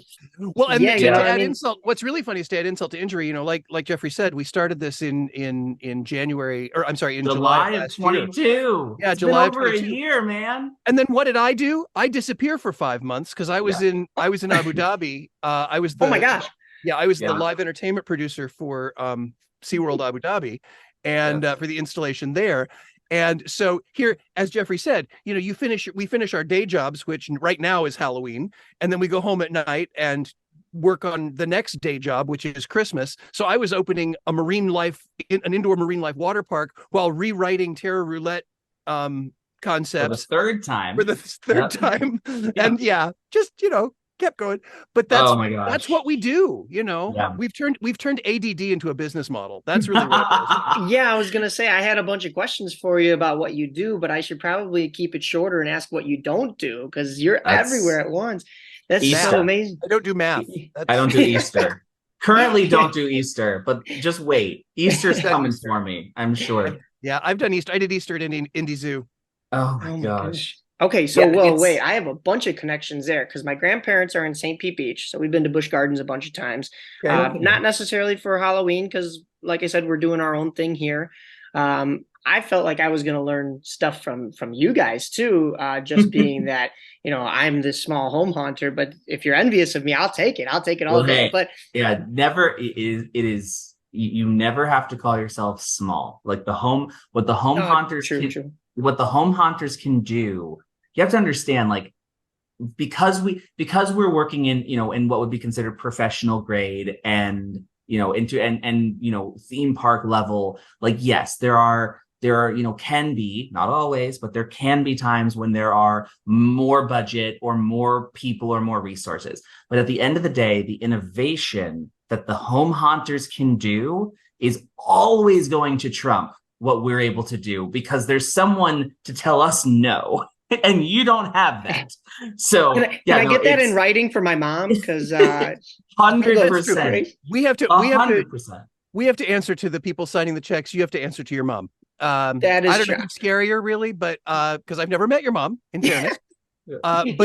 Sorry, mom, just saying. But no, it is interesting because I've been the host for the Oscars at the Transworld show. Yeah, at the Transworld show for the last several years. And one of my favorite categories is when they recognize home haunters, because home hunters, you guys take an empty garage and that part of the patio that is not being used and transform it into something that guests can come just for the sheer joy of it. Once it becomes a business, then you have to really, think about things differently. You have to, and Jeffrey, I'll let you, you're the producer guy. I'll let you Let me tell talk about you that scary stuff. That's like I said, I don't do math. Let me tell you about the inspections that I'm doing this week. Oh man, right? yeah. So no, we in all seriousness, he's right. And there are a lot of partnerships that have to take place, between the venue, between the village, as a haunt. We are also, in constant conversation with the East Dundee Fire Marshal, the whole fire department. We also work with the Department of Labor because haunted houses in Illinois qualify as, a fun house. Or a carnival, that's under that jurisdiction. So yeah, we go through a lot, and to keep, basically we go through a lot to make sure that the attractions are up to code and are safe. And it's been great. Honestly, we've partnered with both those entities, and we have a great partner in our fire marshal. He's been working with us because we're doing Terror Roulette's a little different than most haunted houses, and so. But our fire marshal, he understands the vision. And so he's been able to work with us to help us find ways that are both safe and up to code to do what we want. Even down to the whole East Dundee, the fire department actually trained all of our managers on first aid, CPR, AED. That's awesome. In order to in the unlikely event that something were to happen, that we have people right there, who can be first, who can be the first line of defense. And it's been great. I mean, but it's a lot. The inspections are a lot, and the scrutiny is high, and so the quality has to be up there, and everybody on the team has to really be working at an 11, at all times, Right? because it's if not, we don't open, and we want to open. We want the public to see what we're doing, because what we're doing inside those doors, oh my God. So Scott, you had mentioned that you're from the area. Jeffrey, are you from Chicago? I grew up there. Right now I'm based in Tampa. That's why I couldn't figure out what Central Time was when we were trying to figure out what time we were starting this thing. To answer your question, I am from wherever I need to be. So I was born and raised in Northern California. In the same way that you would say San Francisco when you actually mean the suburbs, you would say Chicago when you actually mean, South Barrington. Though I'm learning from the locals, that's not acceptable. So I'm not going to do that. I get criticized so much just because I live in Schaumburg, and Naperville and Schaumburg are the two biggest culprits for, I'm from Chicago. And it's like, well, no, we're from Schaumburg. We're not Chicago. Right. Yeah. Well, so I lived 40 minutes I was 40 minutes east of San Francisco for most of my life. Went to college down in Los Angeles, then moved to Atlanta, Georgia. Now I'm living in Elgin while this project works. So I have the benefit of being able to jump around and kind of plant myself where I need to be for the projects, which will be for the foreseeable future. So then what was it that had you both in agreement to settle down on the Barrington Arboretum? Was it just spacing? And you said you started in summer of 2022. So this has been in the works for a while. Yes, it has been. So our partner, our client is the Arboretum of South Barrington. So I have to admit, they are the visionary. They were the ones who came and said, we really want to do this haunted attraction in the Arboretum that can bring people to the Arboretum. And so we were contracted to come up with an attraction that would inspire people to come out here. And I think we've done a very good job. But yes, the location was selected because the owner of the Arboretum said, I want it here. And so here we are. And it's actually funny of the location, specifically the building we're in, and the architecture of the Arboretum has actually been a major inspiration for what we're doing. So this is a bit tangential, but like when you go into the haunt, the exteriors of all of the buildings at the Arboretum are all this wonderful like brick color. Right. And so what we did is we've actually taken that inside. And so as you go in and as you're going through some of the transitionary hallways and even some of the rooms, we've brought that brick inside. So it really does feel like where you're walking into and the story that's being told has been there the whole time. And that's, it's those little homages to make sure that this feels like it was always supposed to be there that have been very, very fun. And the goal being that, this feels like an Arboretum genuine home haunt. That's Well, awesome. and the funny thing is too, I'm a huge proponent of allowing the space, just to kind of yes and what Jeffrey was saying here. I'm a huge proponent of taking the space and letting that be the inspiration from a creative standpoint as well. I've done a lot of haunts that I've gotten to work in some really, like I did a haunt on a World War II cargo ship, which was really cool. But that was a huge inspiration. The Arboretum, as all the lovely brick, huge inspiration. And even before we started writing the concept, because Jeffrey was on site for a while, I was like, can you just walk around the empty space and send me a video? Because that really, using the space that you have to work in as your inspiration, first of all, it makes installation easier, but second, as Jeffrey said, it makes it look like the haunt belongs there. It's supposed to be there. But I will say, coming to the Chicagoland area was scary for me, not because I was afraid of going home, but because it's filled with a lot of great haunted attractions, amazing haunts. So we really needed to, as our challenge, and part of the reason we've been working on it for a year plus now, is coming up with something that would cut through the noise of all the great haunts that are already there. And I'm really excited because, in all my years of doing this stuff, I've never done anything like Terror Roulette, and never have had the technical support that IWG and Jeffrey has provided with his team. I've never had the kind of just creative craziness. And I've been able to take bits and pieces of a bunch of different experiences that I've done either for theme park or independent experiences, and bring them together into this really complex and immersively theatrical piece of terror. And, complex is the word. Complex is the absolute word. And that's not from the creative standpoint. That's just from the operations. I can imagine.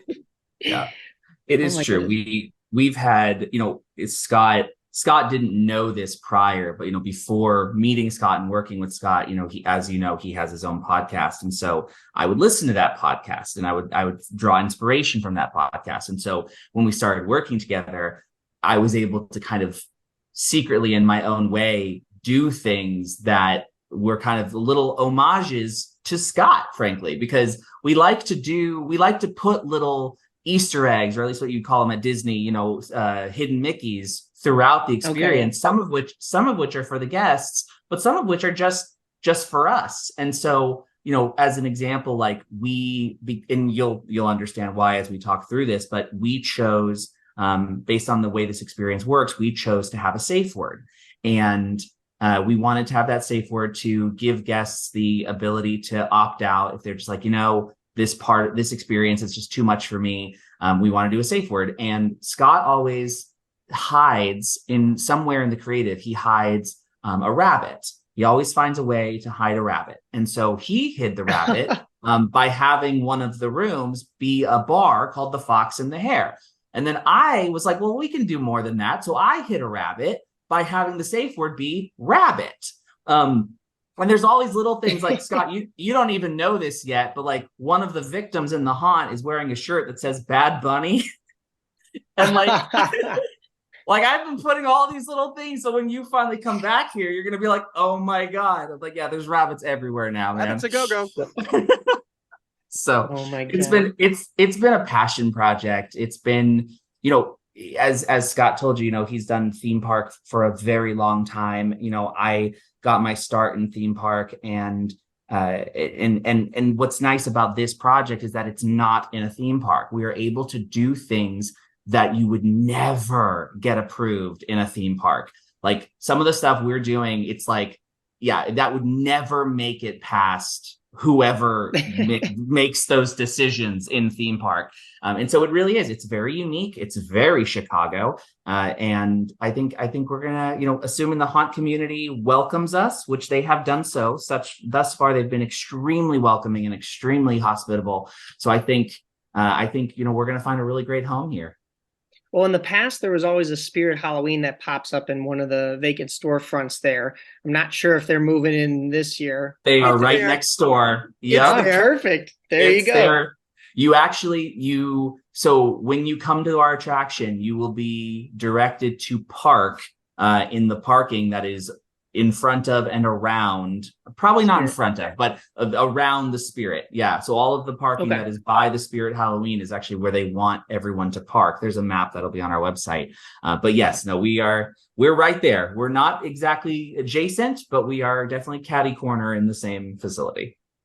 But other than that, too, is if we run out of bones, we can just run next door and grab some. That'll be nice. Exactly. Yeah, I was going to say that's super convenient. I can neither confirm nor deny that the scenic department may or may not have paid a visit. You have to. When it's right there, you kind of have to. Before that, though, I mean, of course, like I said, there was the Spirit. The only holiday that I felt that Arboretum really went all out for, I think they maybe have some Easter events there, maybe like an Easter bunny, you could go take a picture, but they had an ice rink. I'm not sure if they've had it in the past couple of years with a Christmas tree. Around COVID was when it started to not happen. I'm not sure if they brought it back, but I'm a big hockey guy, big skater. So that's always a nice little pond, not necessarily go play hockey, but go skate around with friends. But to have Halloween there is very cool. But you kind of touched a little bit upon, and I kind of want to go in both directions here. So I apologize for the double question, but I had listed down that this haunt is, of course, up here in the northern suburbs. I was going to save this for my solo talk in the episode, but I felt it pertained a little bit more to my questions with you. But unfortunately, Evil Intentions has said that this 2023 season will be their last year. Evil Intentions, of course, over in Elgin. So far, what we know is it's their last year at that location. I'm not sure if they're moving, but you're in an old abandoned casket company. I can't imagine you finding a better location than that. Being that is your only major competition, and of course I say that in quotes because everybody in the haunted industry is mostly friendly with everybody else, but like, it is, another competitor. That's the only other professional haunt for miles. So of course, there's also the Halloween Experience over in it's off of Big Timber Road in Elgin. That's more of like a drive-through. I think they've done that as a drive-through campground thing since COVID. And then Gobert's Pumpkin Farm in both Pingree Grove and then South Barrington up the block from you. But what will this mean for your haunt? And what do you see for Terror Roulette in the future, considering you guys, this is the two-part of the question, you guys are a little bit different. You're unique. It's a casino themed adventure is what I'm understanding. So where did you come up with that idea, and why is this so much different than everything else? Oh, that is a beefy that question, was a lot. Okay. I was going to say, good Lord. Let me. It'll take us another year to explain that. Right? Just go for it. Just go for it. I'll give you the next half hour. Well, let's split this up into two questions, right? The first question being, our presence amongst friends, and truly, we want to make friends with the community, and so we don't consider ourselves to be competition, because. Right. The reality is that, people who are into these things go to multiple locations. And so, yes, right. So as far as we're concerned, if you're going to drive, if you're coming from Chicago proper, coming out here, we consider ourselves to be another great option, but not at the expense of Evil Intentions. We would love for you to come to both, and we think you can. For us, the whole point of doing this haunt, the whole point of bringing this attraction to the Arboretum is to bring people to this area and to bring people to the Arboretum and to enjoy everything that the area has to offer. And yeah, we are right next to the farm. You're absolutely right. They are literally a stone's throw away. They are very family friendly, right? They are catering to a different audience than we are. And so, but the reality is like, there are people who are going to age out of different attractions, and then they're going to age into ours and vice versa. Their haunted house is a little bit more PG compared to probably what you guys are working on. Yes, for sure. Yeah, I haven't even seen it, and I would venture to say that's probably true. Yeah, we welcome. We absolutely, we are reaching across the table to introduce ourselves. Making sure that there's communication that we are part of one larger haunt family. And as far as we're concerned, if we can get people, who might not have come out this way to try something new, and then they continue to going to the other attractions, that is the ultimate goal. Yeah, my experience has shown that I want every haunt in the area to be top quality, because when you are into haunted attractions, when you're what I refer to as the seasonal adrenaline junkie, Amen. When you want to be scared, if you go to one haunt and it doesn't meet your expectations or you're bored, chances are good you're not going to go to another one, because you're like, if this is what this area has to offer, then I'm really not interested. I would much rather have people come and go, oh my gosh, this was great, but you can't scare people the same way twice. So where do I go next? I go to the next great haunt, and then I go to the next great haunt. Now, having said that, part of the reason that it took us so long and so many rewrites to get Terror Roulette to where it is now is because we had to try to figure out what is that. And I use the term sexy. I don't mean that as sexual, but that thing that will cut through the noise of the other haunts in the area, so that we will be at least recognized, even though we are the new guys in the area, we'll be recognized as, oh, here's something unique. So we figured out how do we take this to a whole nother level? And again, pulling inspiration from the folks at the Arboretum, who said, we want this to be scary as hell. Oh, okay, well, we can do that. So we decided what is scary to us, and we had a lot of discussions about it, and that's how we kind of landed on basically an underground secret society of serial killers who each have their own twist or kink and will kill people in different ways. Nice. And then we wanted to figure out, okay, I'm a firm believer that in order to do a really good haunted attraction, the guest has to play a role. In order for something to be immersive, the guest cannot be a passive observer. So in theory, all of our guests are the next potential victims of these serial killers. And then to, build upon that concept, operationally, we wanted to make that unique as well and make it as personal as possible. Yes. So basically what's going to happen is when guests arrive, they'll be batched into groups of 8, and then they will be each assigned a playing card. That playing card will then seal their fate as they travel throughout the rest of the haunted experience. And that group of 8, based on the cards that they have, not based on who they came with or which room they want to go in, but based on the cards that they have, they will be then divided into 2 groups of 4, each with a unique experience. Then they will come back together, then divided into groups of perhaps 6 and 2, and then come back together. And then there's a couple locations where they will be divided into groups of 7 and 1, which means that there is a strong possibility that if you come to Terror Roulette, you just might have to endure something all by yourself. So, and like I said, I don't like passive observers. So we've built on that. We've made that even more. So now guests aren't just looking at things. They are doing things. They are required to interact with the scenery. You're always told, don't touch anything. Well, we're going to tell you specifically to touch things. And you may have to touch things by tasting them or, I don't know. There may be live animals. I'm not saying for sure. There just might be something that's kind of creepy in there. I like to say that 8 people will walk in and 7 of them will walk out.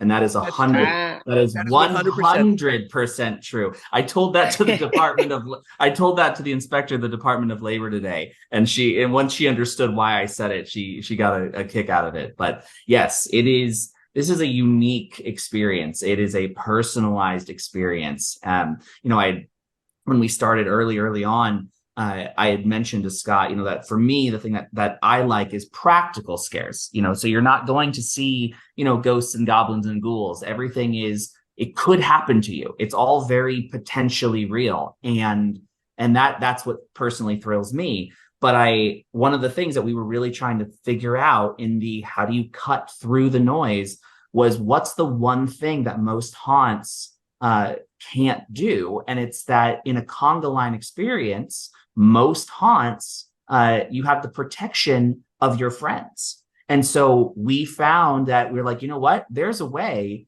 that we can say, there is no safety in numbers in Terror Roulette. There is no safety in numbers because we hold all the cards. And because we hold all the cards, we get to control your fate. And let me tell you something, Scott wrote an unbelievable script. It is so cool. It is so messed up. It's exciting. even to the point of being separated from the people that you came with. You know, if you think about it, if the three of us would go to a haunt, and I learned this through another project that I did a gazillion years ago at a theme park with something as simple as dividing a pathway and putting an actor there that would split groups up.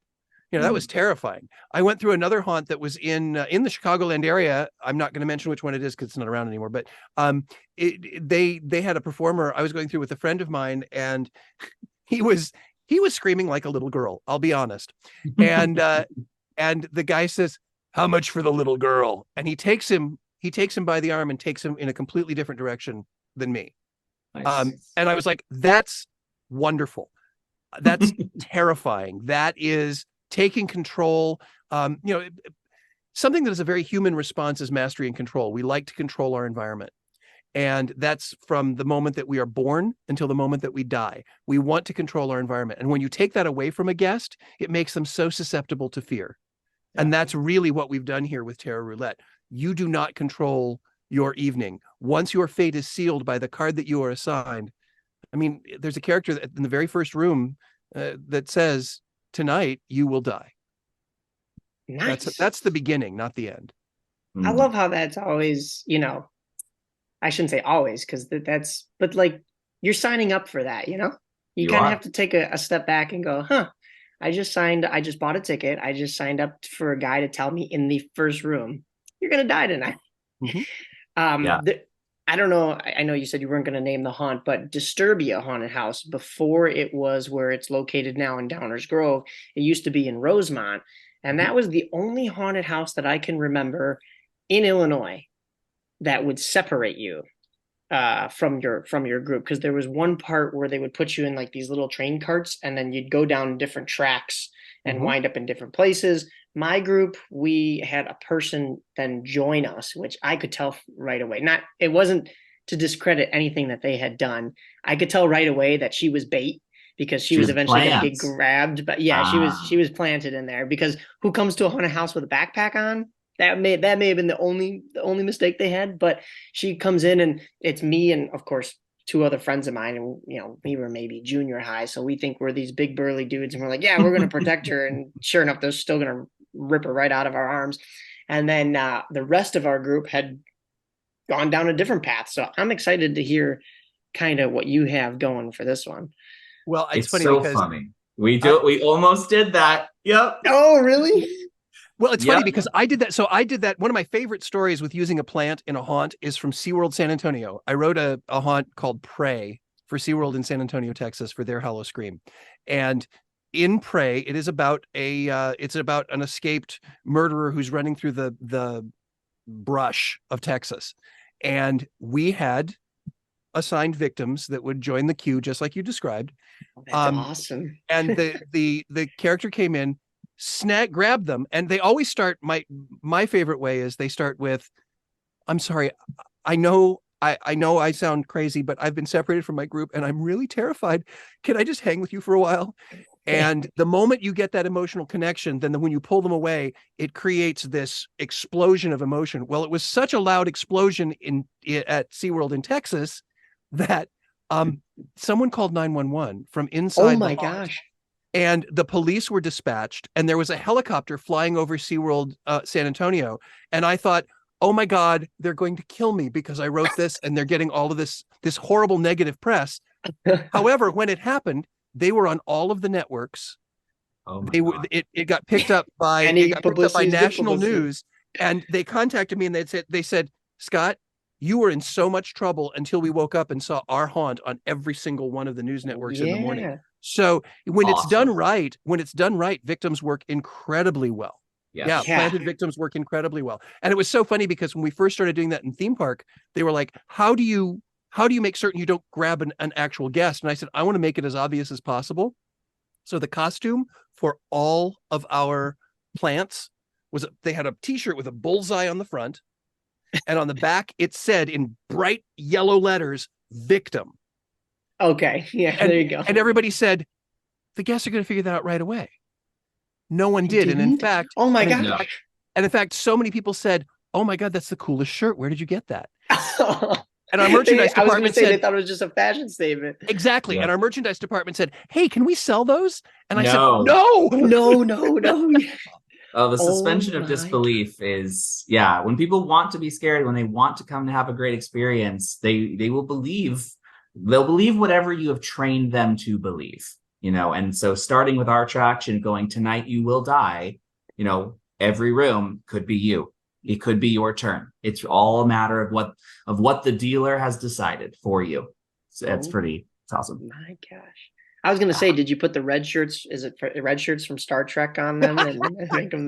Boy, So I wish I had. Funny enough, so I actually just last night I was sitting down with our ops manager and we were looking at all the merchandise, and I don't wear red. I don't like it, but he has these red shirts and they have a rabbit on them.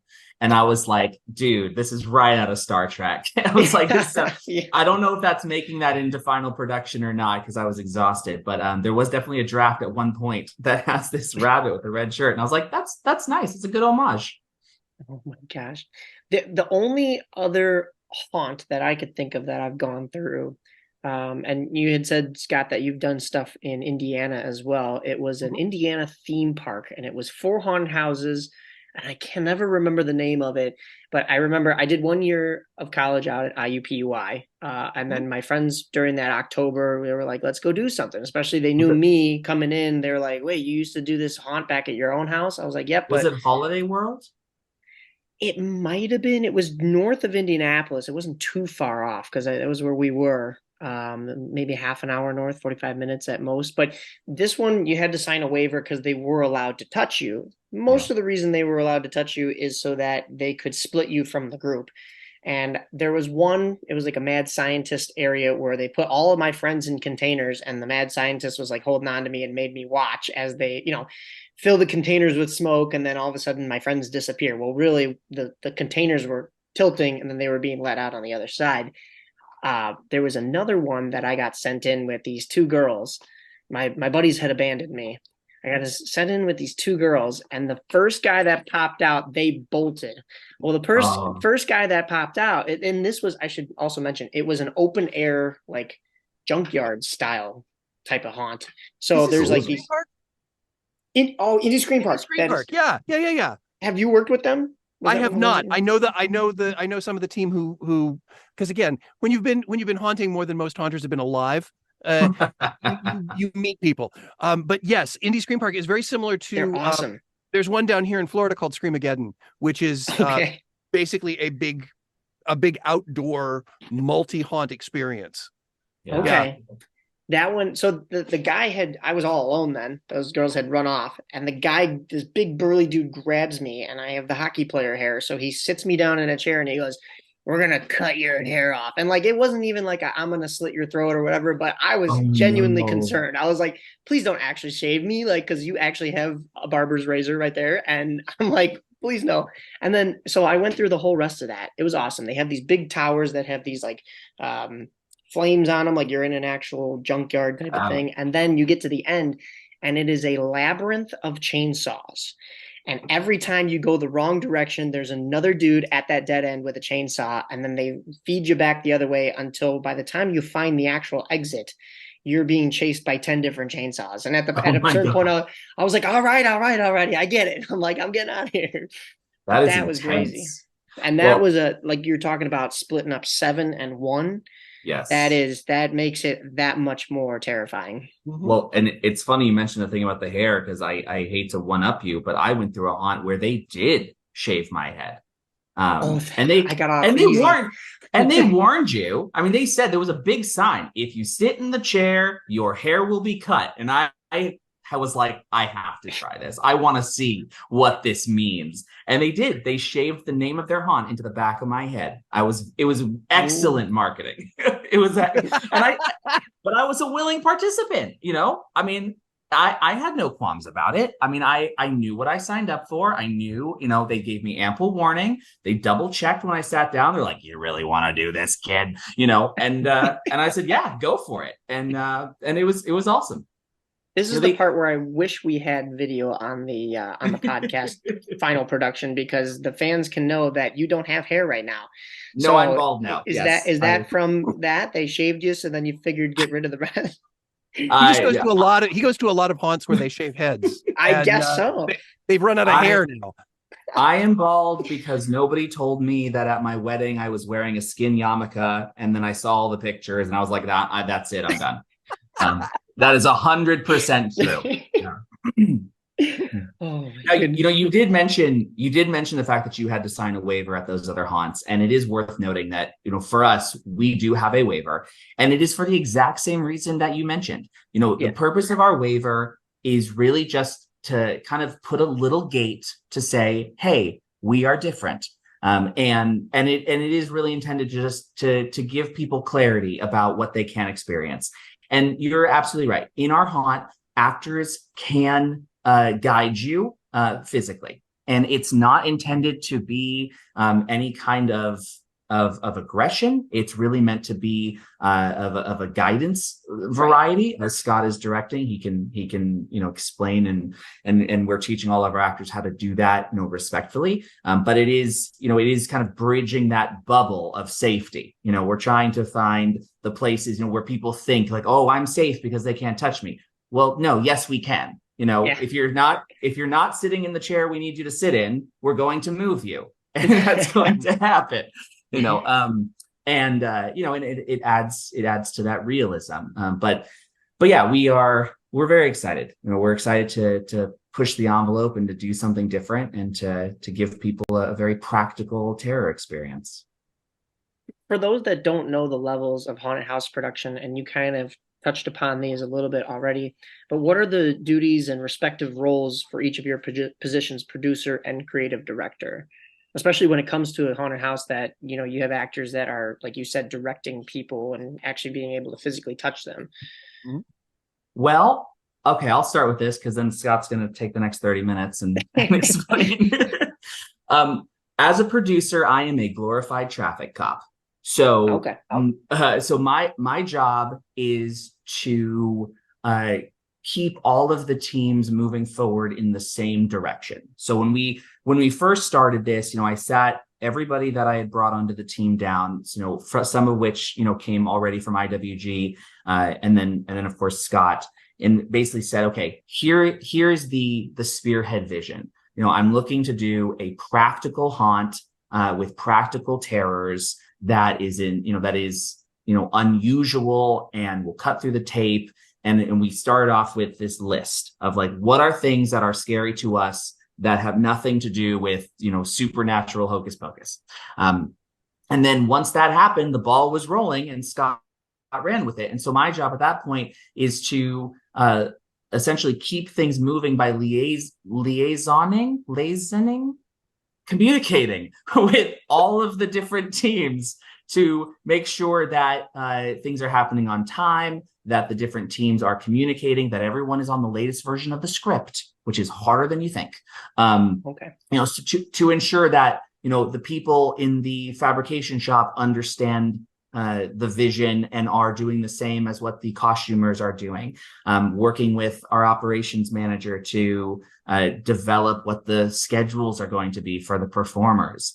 Working with the marketing department to make sure that what they are creating matches Scott's vision. Essentially being a champion of Scott until we can't afford something, and then I have to be Scott's worst enemy. And kind of find that balance. So it allows for a single source of throughput of information, so that way everybody is on the same page from day one, through opening. And then, because I can have this 10,000 foot view of what's going on, I have the authority to just make some decisions that need to be made. So for example, Scott was, overseas for a few months. And as we were moving forward, there were some creative decisions that had to be modified because of technical reasons. And so rather than taking the, 48, 72 hour turnaround to get an answer, it was okay. I see the 10,000 foot view. I understand Scott's vision. This is what we're going to do. And moving forward. So it's a lot of that. It's a lot of greasing the wheels. It's a lot of keeping everybody focused in the same direction, and then frankly, being everyone's gopher. Hey, Jeffrey, I need a blah, blah, blah. Can you get this? Yes. Sometimes it's as simple as like, hey, I'm running out of paint. Okay, I'm going to go get you paint, and then other times it's, hey, we need a new actor role for this section because we found that, guests are going to get stuck here. Okay, I'm going to go find you another actor, stuff like that. Yeah, it's interesting because, the nice thing about what I do now is having done the producer role for 20 plus years at Busch Gardens, when I formed my own company, I decided I don't want to do that. That's why when I became an independent consultant, it became Scott Swenson Creative Development, because that's where my heart lived. Now I've gone back and I've produced other things, and I still go back and wear that producer hat from time to time. But because I come from that world, I totally understand Jeffrey's dilemmas and his angst and his frustrations.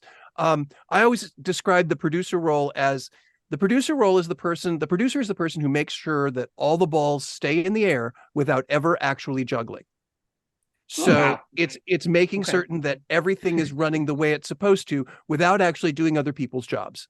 And that's challenging. It sounds simple, but that's challenging as heck because, it's hard.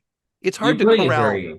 You're putting it very eloquently too. I mean, you whittle down into one sentence. It's hard. You walk into, start your day with quote unquote nothing to do.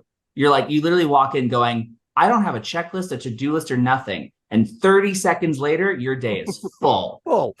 Yep. Totally get that. Yeah, been there. But that's scary. That's the scary part. It's a fun. It's great though. It is a fun challenge. Look, at the end of the day, yes, the producer, technically speaking, is like the buck literally stops with me and my business partner, but we get to be a servant for every one of these amazing creatives to help them do their job best. And you just sit back and watch the machine working, and you're just like, wow. I cannot believe this is happening. Even the most frustrating day, you just there was a day that I was just doing cleanup and I was just picking up trash and stuff and just sitting there going, I cannot believe I am in this building with all of this talent. It's great. It is an absolute honor every time. But yeah. And it's great to work with a producer who has that mentality. Thank you. I've often said that a producer or a director's job is not to be the sun, it is to be the lens that focuses the light that everyone else brings to the project. And that would make you the sun then. Well, that would make, but not necessarily, because we got a lot of planets that are all coming together here. But when it comes to my role as writer and creative director, I think first and foremost as writer, which is as you say, putting it down on paper, creating a script. And I know people don't necessarily think about scripting when it comes to haunted attractions, but this is truly an immersive theater piece. I mean, this is not a conga line drop door boo scare haunt. That doesn't exist. There's plenty of fear, don't misunderstand me, and there are plenty of startles, but it is not designed in that way. So it actually has to have a cohesive script, and because it's multilinear, it has to have multiple cohesive scripts that all kind of work together and come together when they need to. So that was the writer hat that I wore. As the creative director hat, it is my job to make certain that when I've asked for something that can't be done, that I can maintain the intent of why we decided to do it in the early stages, but be creative enough to find a way to make it so that it fits budgetarily or safety wise or from a casting standpoint or whatever. So whenever I put on my creative director hat, to me, I refer to myself as the guest experience advocate. It is my responsibility to make certain that the guests actually see all the stuff that we sat around a table in July or August of last year and said, here's what we want to do. And there's always going to be things that come up.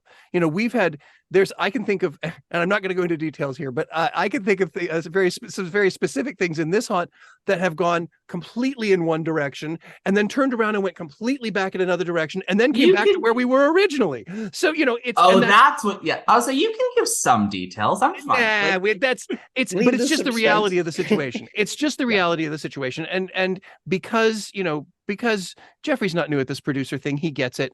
I'm not new at this creative director thing, I get it.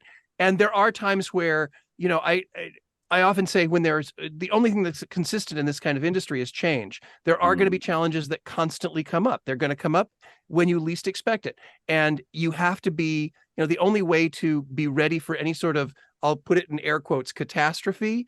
The only way to be ready for a catastrophe is to have multiple plans already in motion.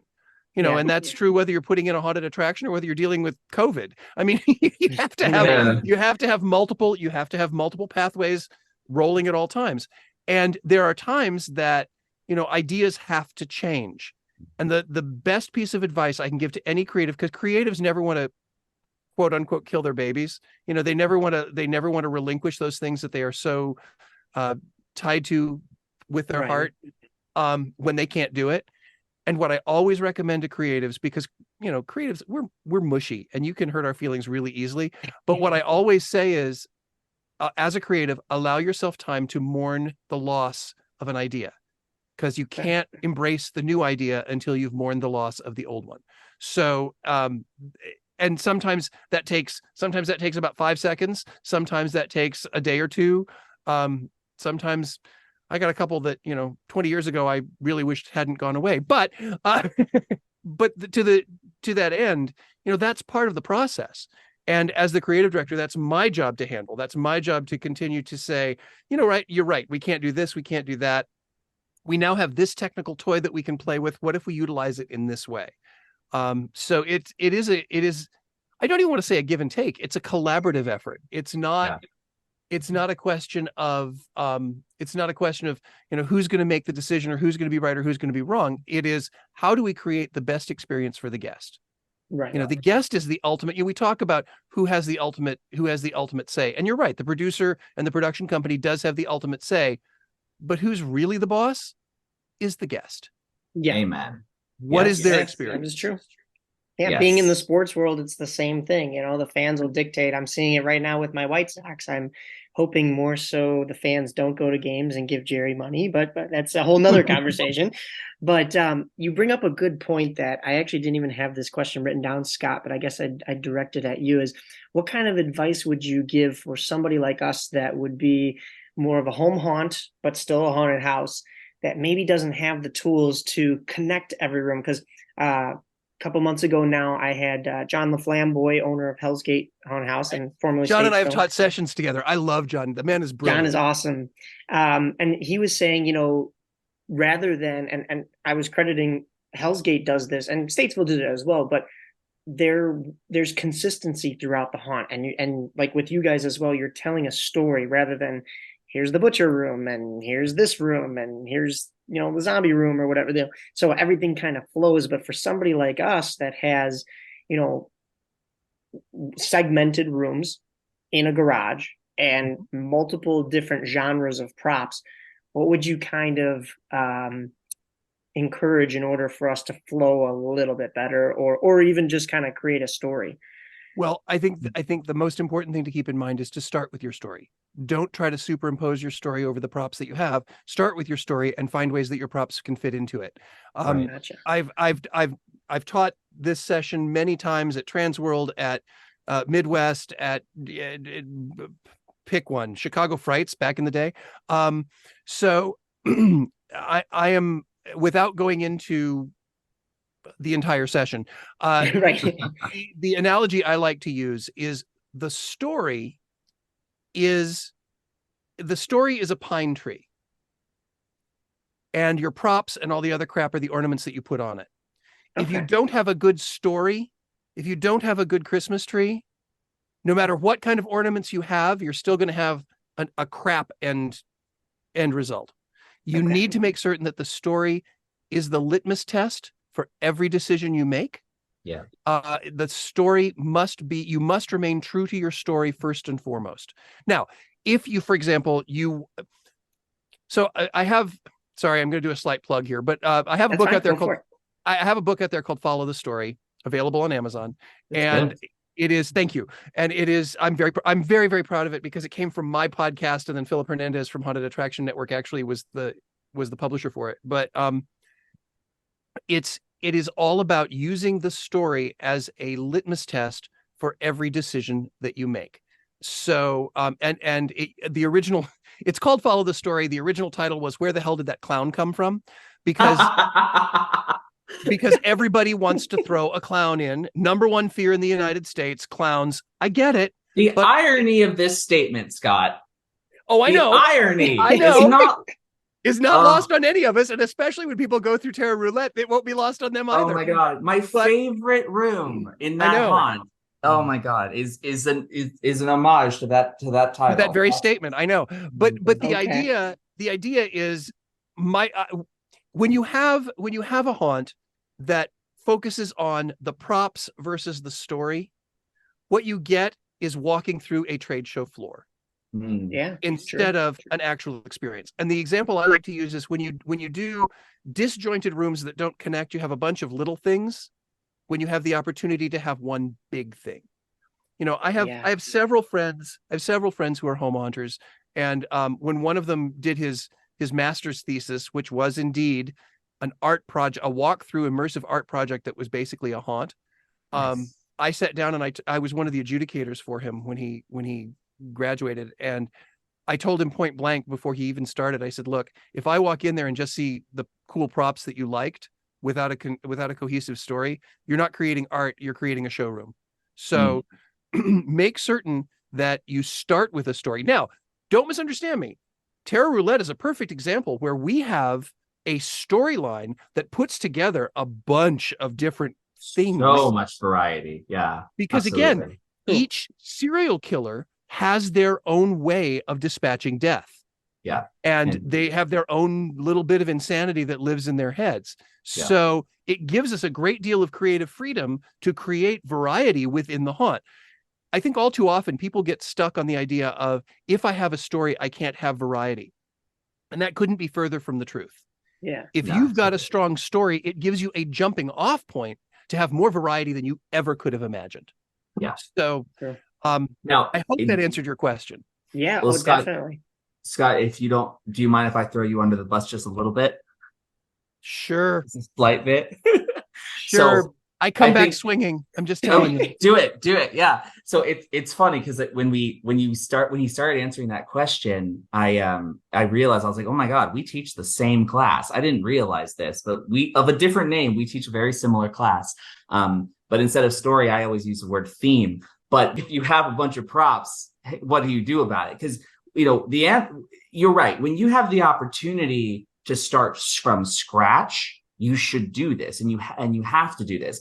For a lot of people who, you know, in the hobby side of home haunting have all of this stuff, now you've got a problem because you have all of this stuff, and there's a financial investment to starting over. So, you know, because the home community, especially, you know, Chicago Haunt Builders and that whole group is so well connected with each other. If someone is wanting to take Scott's advice, if someone is saying, hey, I love Scott's inspiration, I want to do this, my genuine suggestion would be to start trading. Figure out what that story is going to be, figure out what doesn't fit, because somebody else has the thing you need and someone else has the thing, you have the thing that they need. So 2 or 3 people who decide, hey, I want to up my game, you can do that literally right now. The other thing you can do is you can take homage to people like what Knott's Berry Farm is doing this year for their 50th and create a story around all your stuff.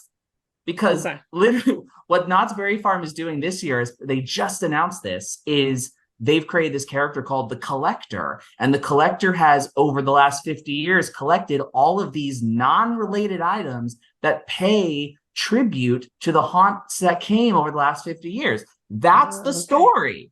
So the story, you know, so the question I'd ask is like, all right, look at your stuff. Is there any through line? You know, is there any, you know, or do you need to create an exterior individual, whether it's a hoarder or whether it's a clown or whether like some kind of element that does tie all that in together so you can have that variety. But, you know, if you want to just start from scratch, you've got a lot of good stuff there that you can start trading around to then eventually create the show you want. I love your idea of trading around. I love your idea of trading around stuff. One of the things that I just want to clarify that I never once said was starting over. Because you can he's swinging, he's coming back swinging. you can tell a great story, but first of all, anyone who buys a prop and puts it into their haunt is lazy. You need to alter it in some way to make it yours. I'm a firm believer in that one. And that's why with, like, for example, I've done haunts where I did a haunt where Spirit was actually one of our sponsors, and they didn't pay us in money, they paid us in props. And we took their props, we repainted them, we added animations to them, we took animations away from them because they were kind of garbage. But we did a bunch of really cool stuff. If you need to go ahead and use what you've got, you know, I said at the very beginning, I love to be inspired by the space that we're working in. If you can walk through your warehouse, and I've created stories. There was a very specific example where producer came to me, executive producer, because I was the producer at Hollow Scream, but the powers that be came to me and said, Scott, we need to add an extra haunt this year, but we're not going to increase your budget. Oh, gotcha. Great. Yeah, nice. So the first thing I did was I went to our warehouse to see what we had, and what we could alter and what we could make work together. And we had a bunch of crap is what we really had. And I said, okay, I need to invest this amount. And I invested in laser rifles. And we created a haunt that was, that took place in a recycling plant. So what we did was we took the piles and piles and piles of corrugated walls and made that one room or one segment. We did piles and piles and piles of old cars because we had those. We did piles and piles and piles of columns, weird columns. I mean, what the hell are you going to do with those? And recycle them or upcycle them as we did here. And what we did was we created a storyline where the undead Americans or zombies had been put away in a camp that had just ruptured. In fact, they had just been released and were now running rampant in this recycling facility. And we gave guests laser rifles and had them go out and try to stop the zombie invasion. Nice. So inspiration did come from exactly what Jeffrey's saying, and that is the crap that we had laying around. But again, we had to make certain that the story was what guided how we used that crap, right? the stuff that you have. That's awesome. I definitely see that. It's funny you brought up having like a collector type theme where he collected all the tropes from over the, what is it said? You said 50 years of 50 years of Not Scary Farm, yeah. Because they are the OG. They are the OG. Yeah.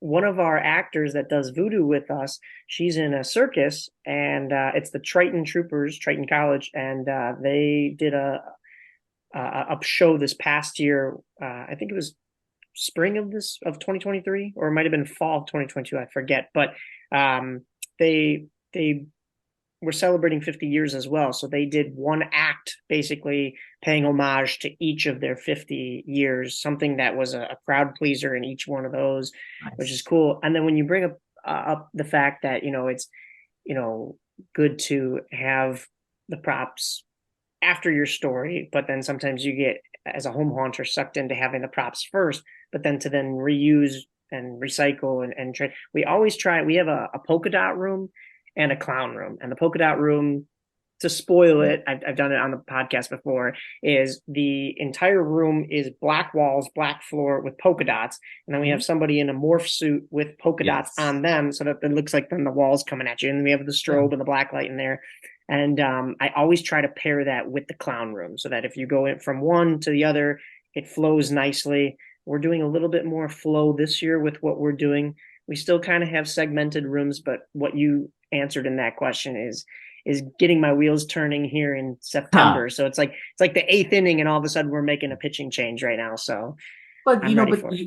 You clearly have the instinct, though. I mean, the fact that you're putting those two together, the moment you said there's a polka dot room and a clown room, I was like, oh, yeah, that totally tracks. The other thing is, there is a certain reality that, like, particularly for home haunters, passion can come from other places, right? Other than like haunting itself. So, there is a triangle, of in front of, without going into the whole class again, right? But like there's a triangle that I use where you have your story and your theme, and then you have music, and then you have props. And this is more of a Christmas analogy, but it works in this too. My little circle of theme, if you pick the thing that you're finding passion about, you'll find the other two.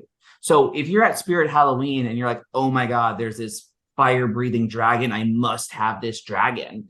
And that's what's encouraging you, buy the dragon. Because from that dragon, you can then go find, that Valhalla song that's super popular on TikTok, or How to Train Your Dragon if you want to do a family-friendly, like whatever, right? You find your music, you find your prop, you've now created that theme, which is going to be some kind of castle dragon haunt, right? So whatever it is that you find super, like whatever the thing is that gets you up in the morning and gets you want to do this, like the others will come. So you don't, starting with a story as a writer, as writers, that makes, that's the baseline, because we always start with the story, because we don't necessarily have the luxury of going, ooh, I saw this thing at a trade show. Can I craft something around this? But as a home haunter, you can. And so filling those gaps, you'll get there, and you'll be very proud of what you're creating, and you'll maintain that passion. And I will say, we talk about, quote unquote, as a writer, starting with the story makes the most sense. It also makes the most sense from a budgetary standpoint, because if you start with a good story, you don't buy shit you don't need. I mean, sorry, stuff that you don't need. Sorry. No, you're fine. That's very true. I'm old. I have a potty mouth. Yeah, that's fine. But and because what'll end up happening is, and I have seen this happen, and I've been guilty of it. I'll go to a great trade show and go, God, I love that animation. And then we'll get it back and go, and we have no place that it makes sense. Yeah. It will stick out like a sore thumb and take people out of the cumulative experience of a haunted attraction. But the nice thing, going back to your dragon there, Jeffrey, because I know exactly what you're talking about. I know that animation. One of the things that you can do with a dragon is don't get trapped into, I have a dragon, therefore I have to do something medieval. It could be a hallucination. It could be, it could be a nightmare. It could be something. It could be a Ben Armstrong, who does Netherworld in Atlanta.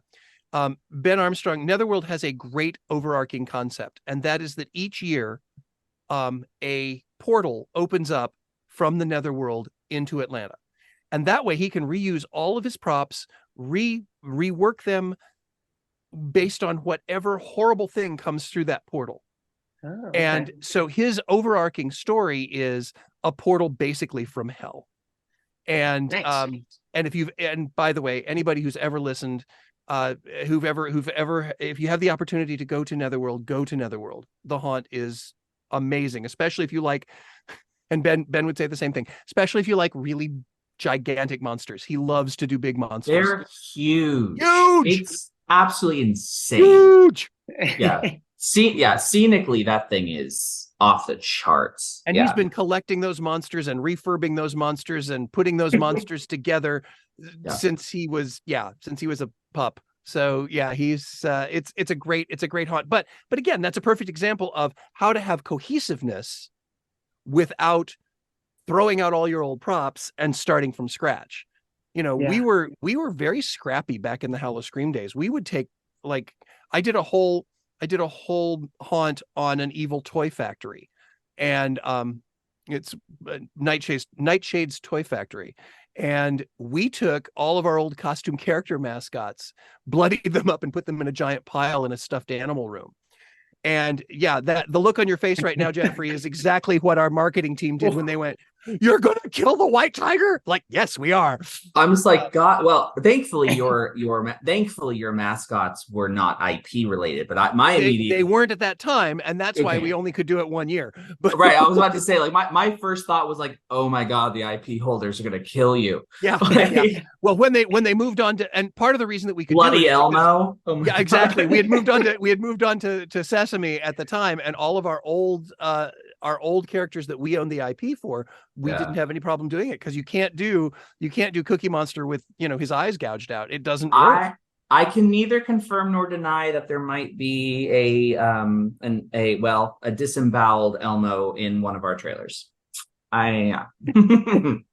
right, I'll be looking for it. Oh no, it's not in the haunt. It's in your trailer. You said it travels with us for the projects if it existed. Oh, okay. All But right. it doesn't. Right. It does. You can neither confirm nor deny. Yeah. Every once in a while, knock knock. Talking about Netherworld and getting to go see it, I always ask this question because as Chicago haunt builders, people always ask us if we get a chance to go out and see other haunts and haunted houses during the season. For my team, that's a yes. We take September and the first 2 weeks of October to build Voodoo, but we set aside time there to get out and see a bunch of the others. And then we even squeeze some events in late at night after we close, or, even in November, which since you guys are so close, that might be you. But for many haunters, the answer is no. They have to stay with their haunt all 31 days practically. How about you both? I know, Scott, you're everywhere at once, but do you get a chance to go out and see other acts, other decorated houses, and actually enjoy the holiday as well? No. and here's the reason why. I jokingly say I only see the haunts that I work on. Now, as a fan of haunted attractions, thank God I got 7 of them this year because I get to see a bunch.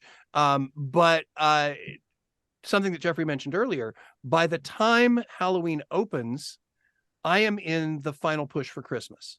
Yep.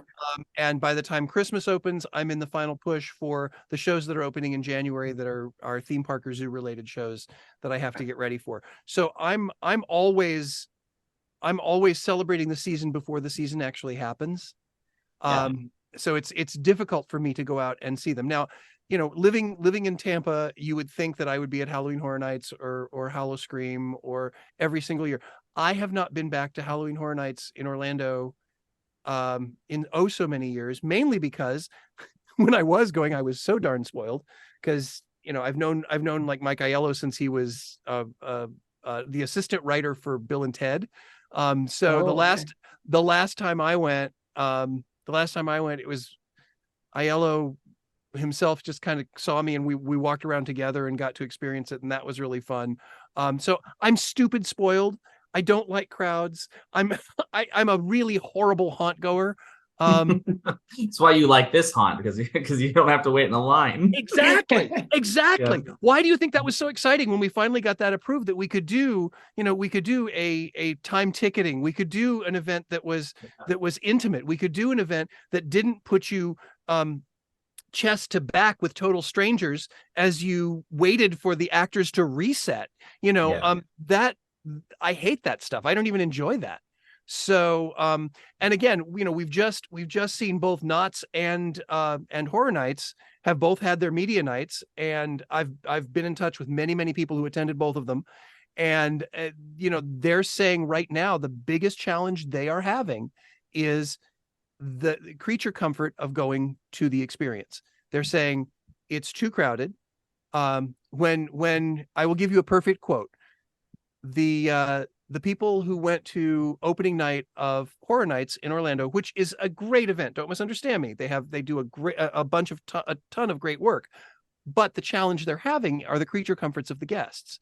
When you buy an express pass and each line you're in is 50 minutes long, that's 50, not 15, 50 minutes or longer. When you've bought the express pass, it makes it so that your night is because without it, it's a 2.5 hour wait. Oh God! So, yeah, it's even longer. Oh my gosh! So that's why I'm so excited with Terror Roulette that we are creating.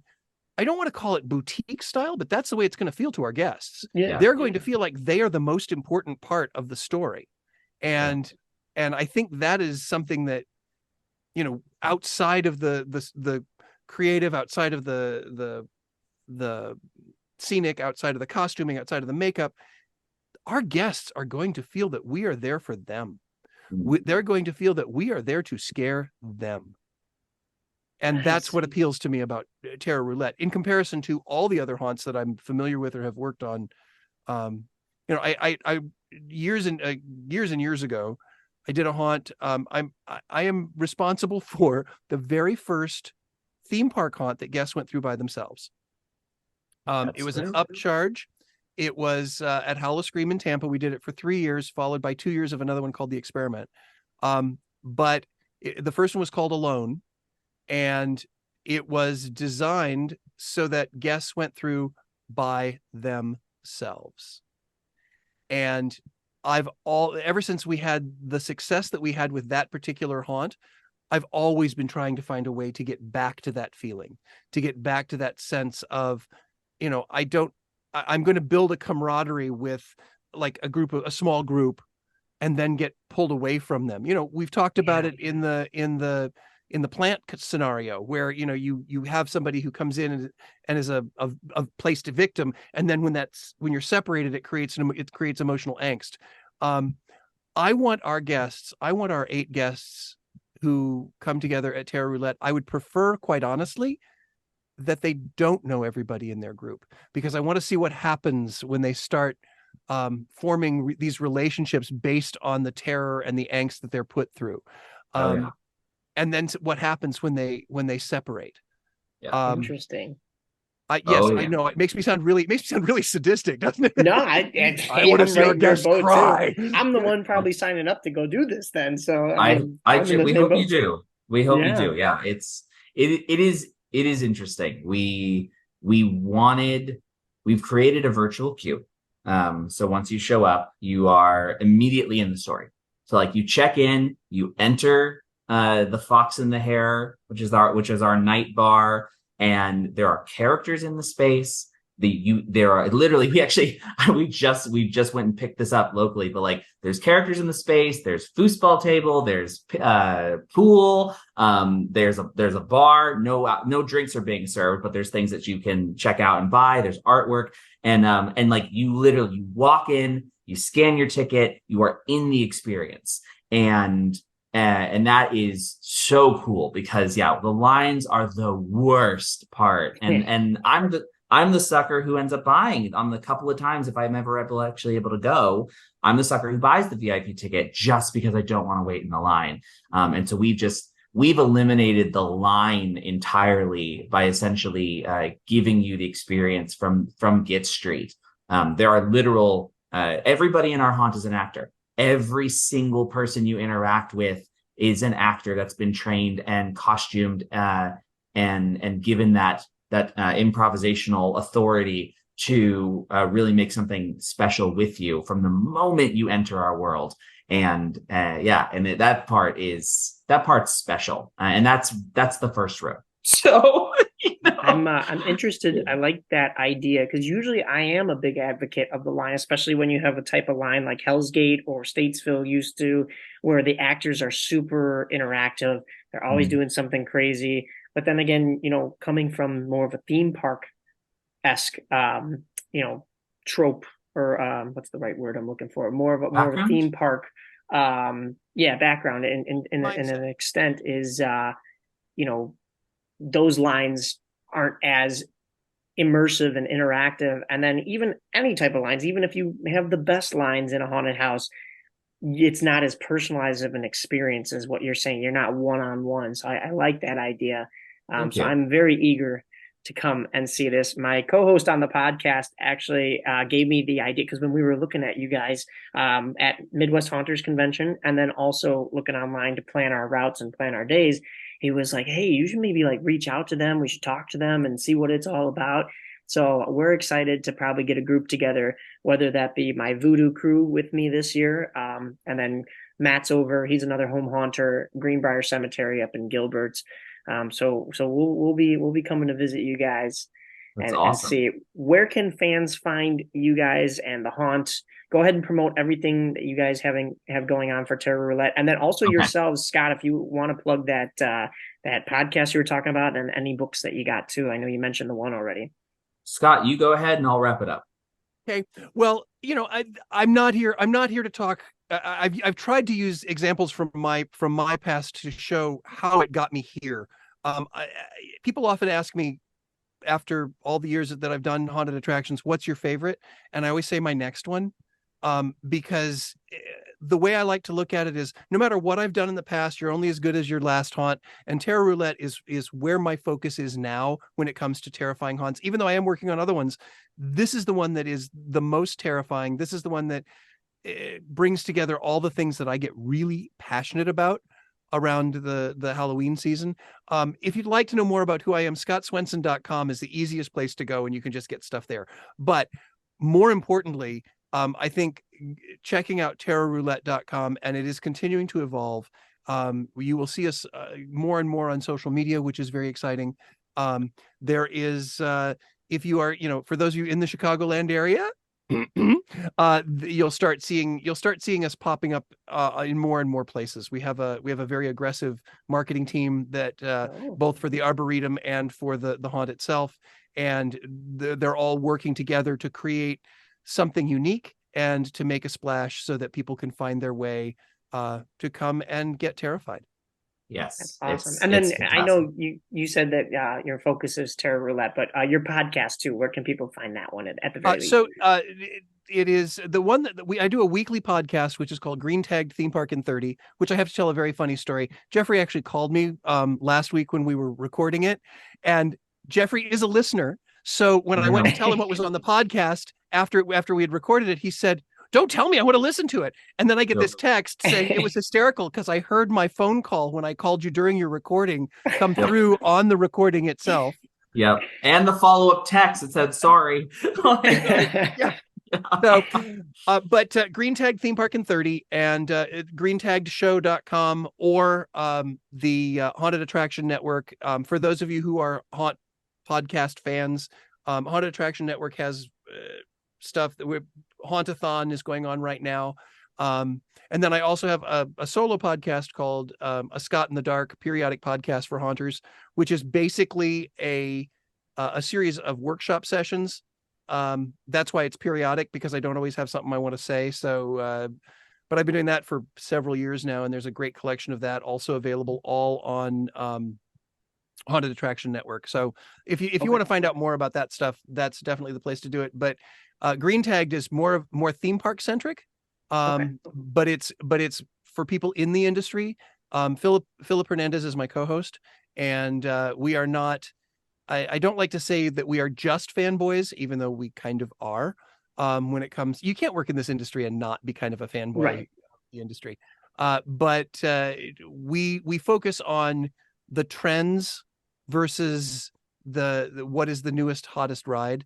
So we focus a lot more on why things are happening than what is happening.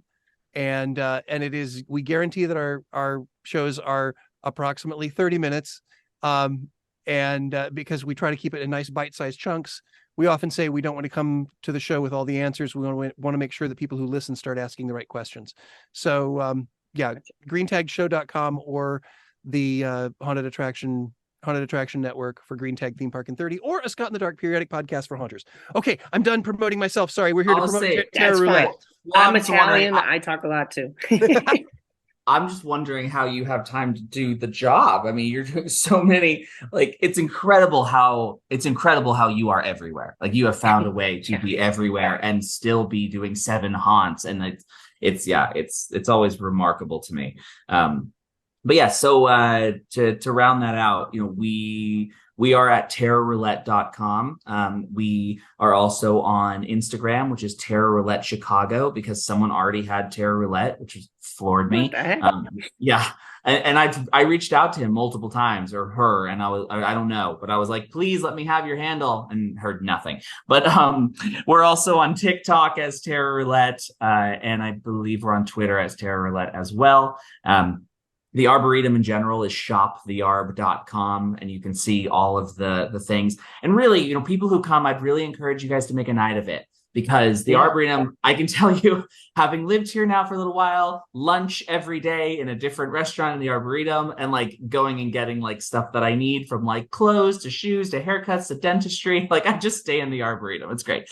But yeah, I would really encourage people who want to come to make a reservation, and then honestly come early and go to one of the places in the Arb, because you really can make a night of it and have a lot of fun there. For me personally, my Instagram is Jeff Holmes Presents, Jeff Jeff, Holmes like Sherlock Holmes, presents or presents, however you pronounce it. For me, it's presents, like ta-da. But yeah, at Jeff Holmes Presents. It's where I do more like personal, like kind of behind the scenes stuff of what I happen to be working on any given day. And then our company, IWG Productions, that's Iron, Wood, and Glitter, IWG Productions. That's where I'm actually posting a weekly little snippet of the haunt build every week, of like where we are at and what happened in the previous week and things like that. For the haunt itself, we open September 29th. We're going to be open Thursdays through Sundays, including the Monday and Tuesday, that is the 30th and the 31st. We are reservation only, so you do need to buy a ticket online.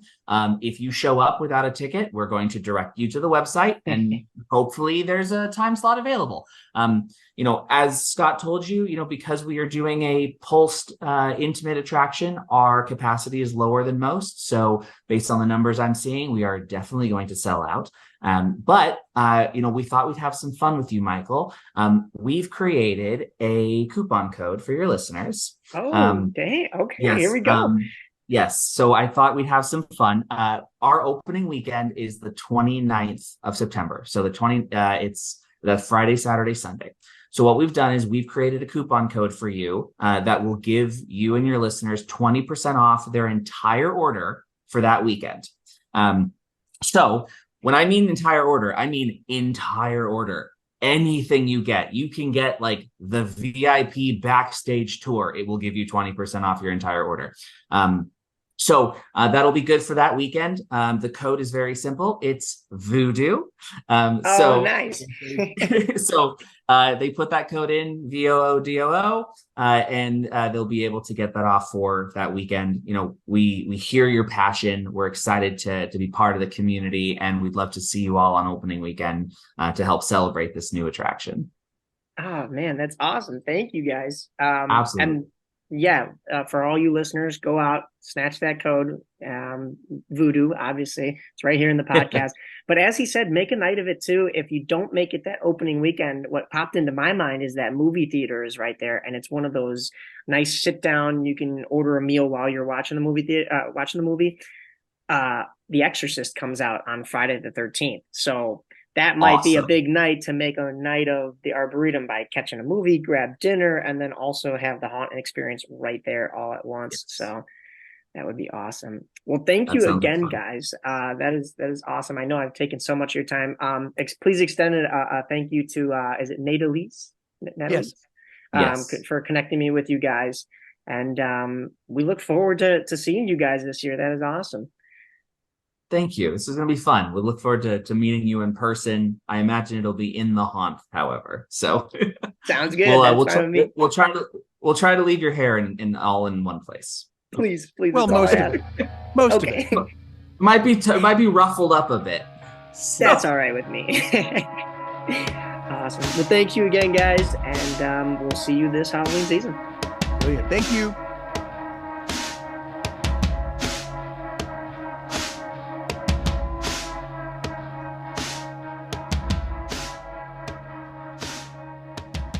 She's sticking me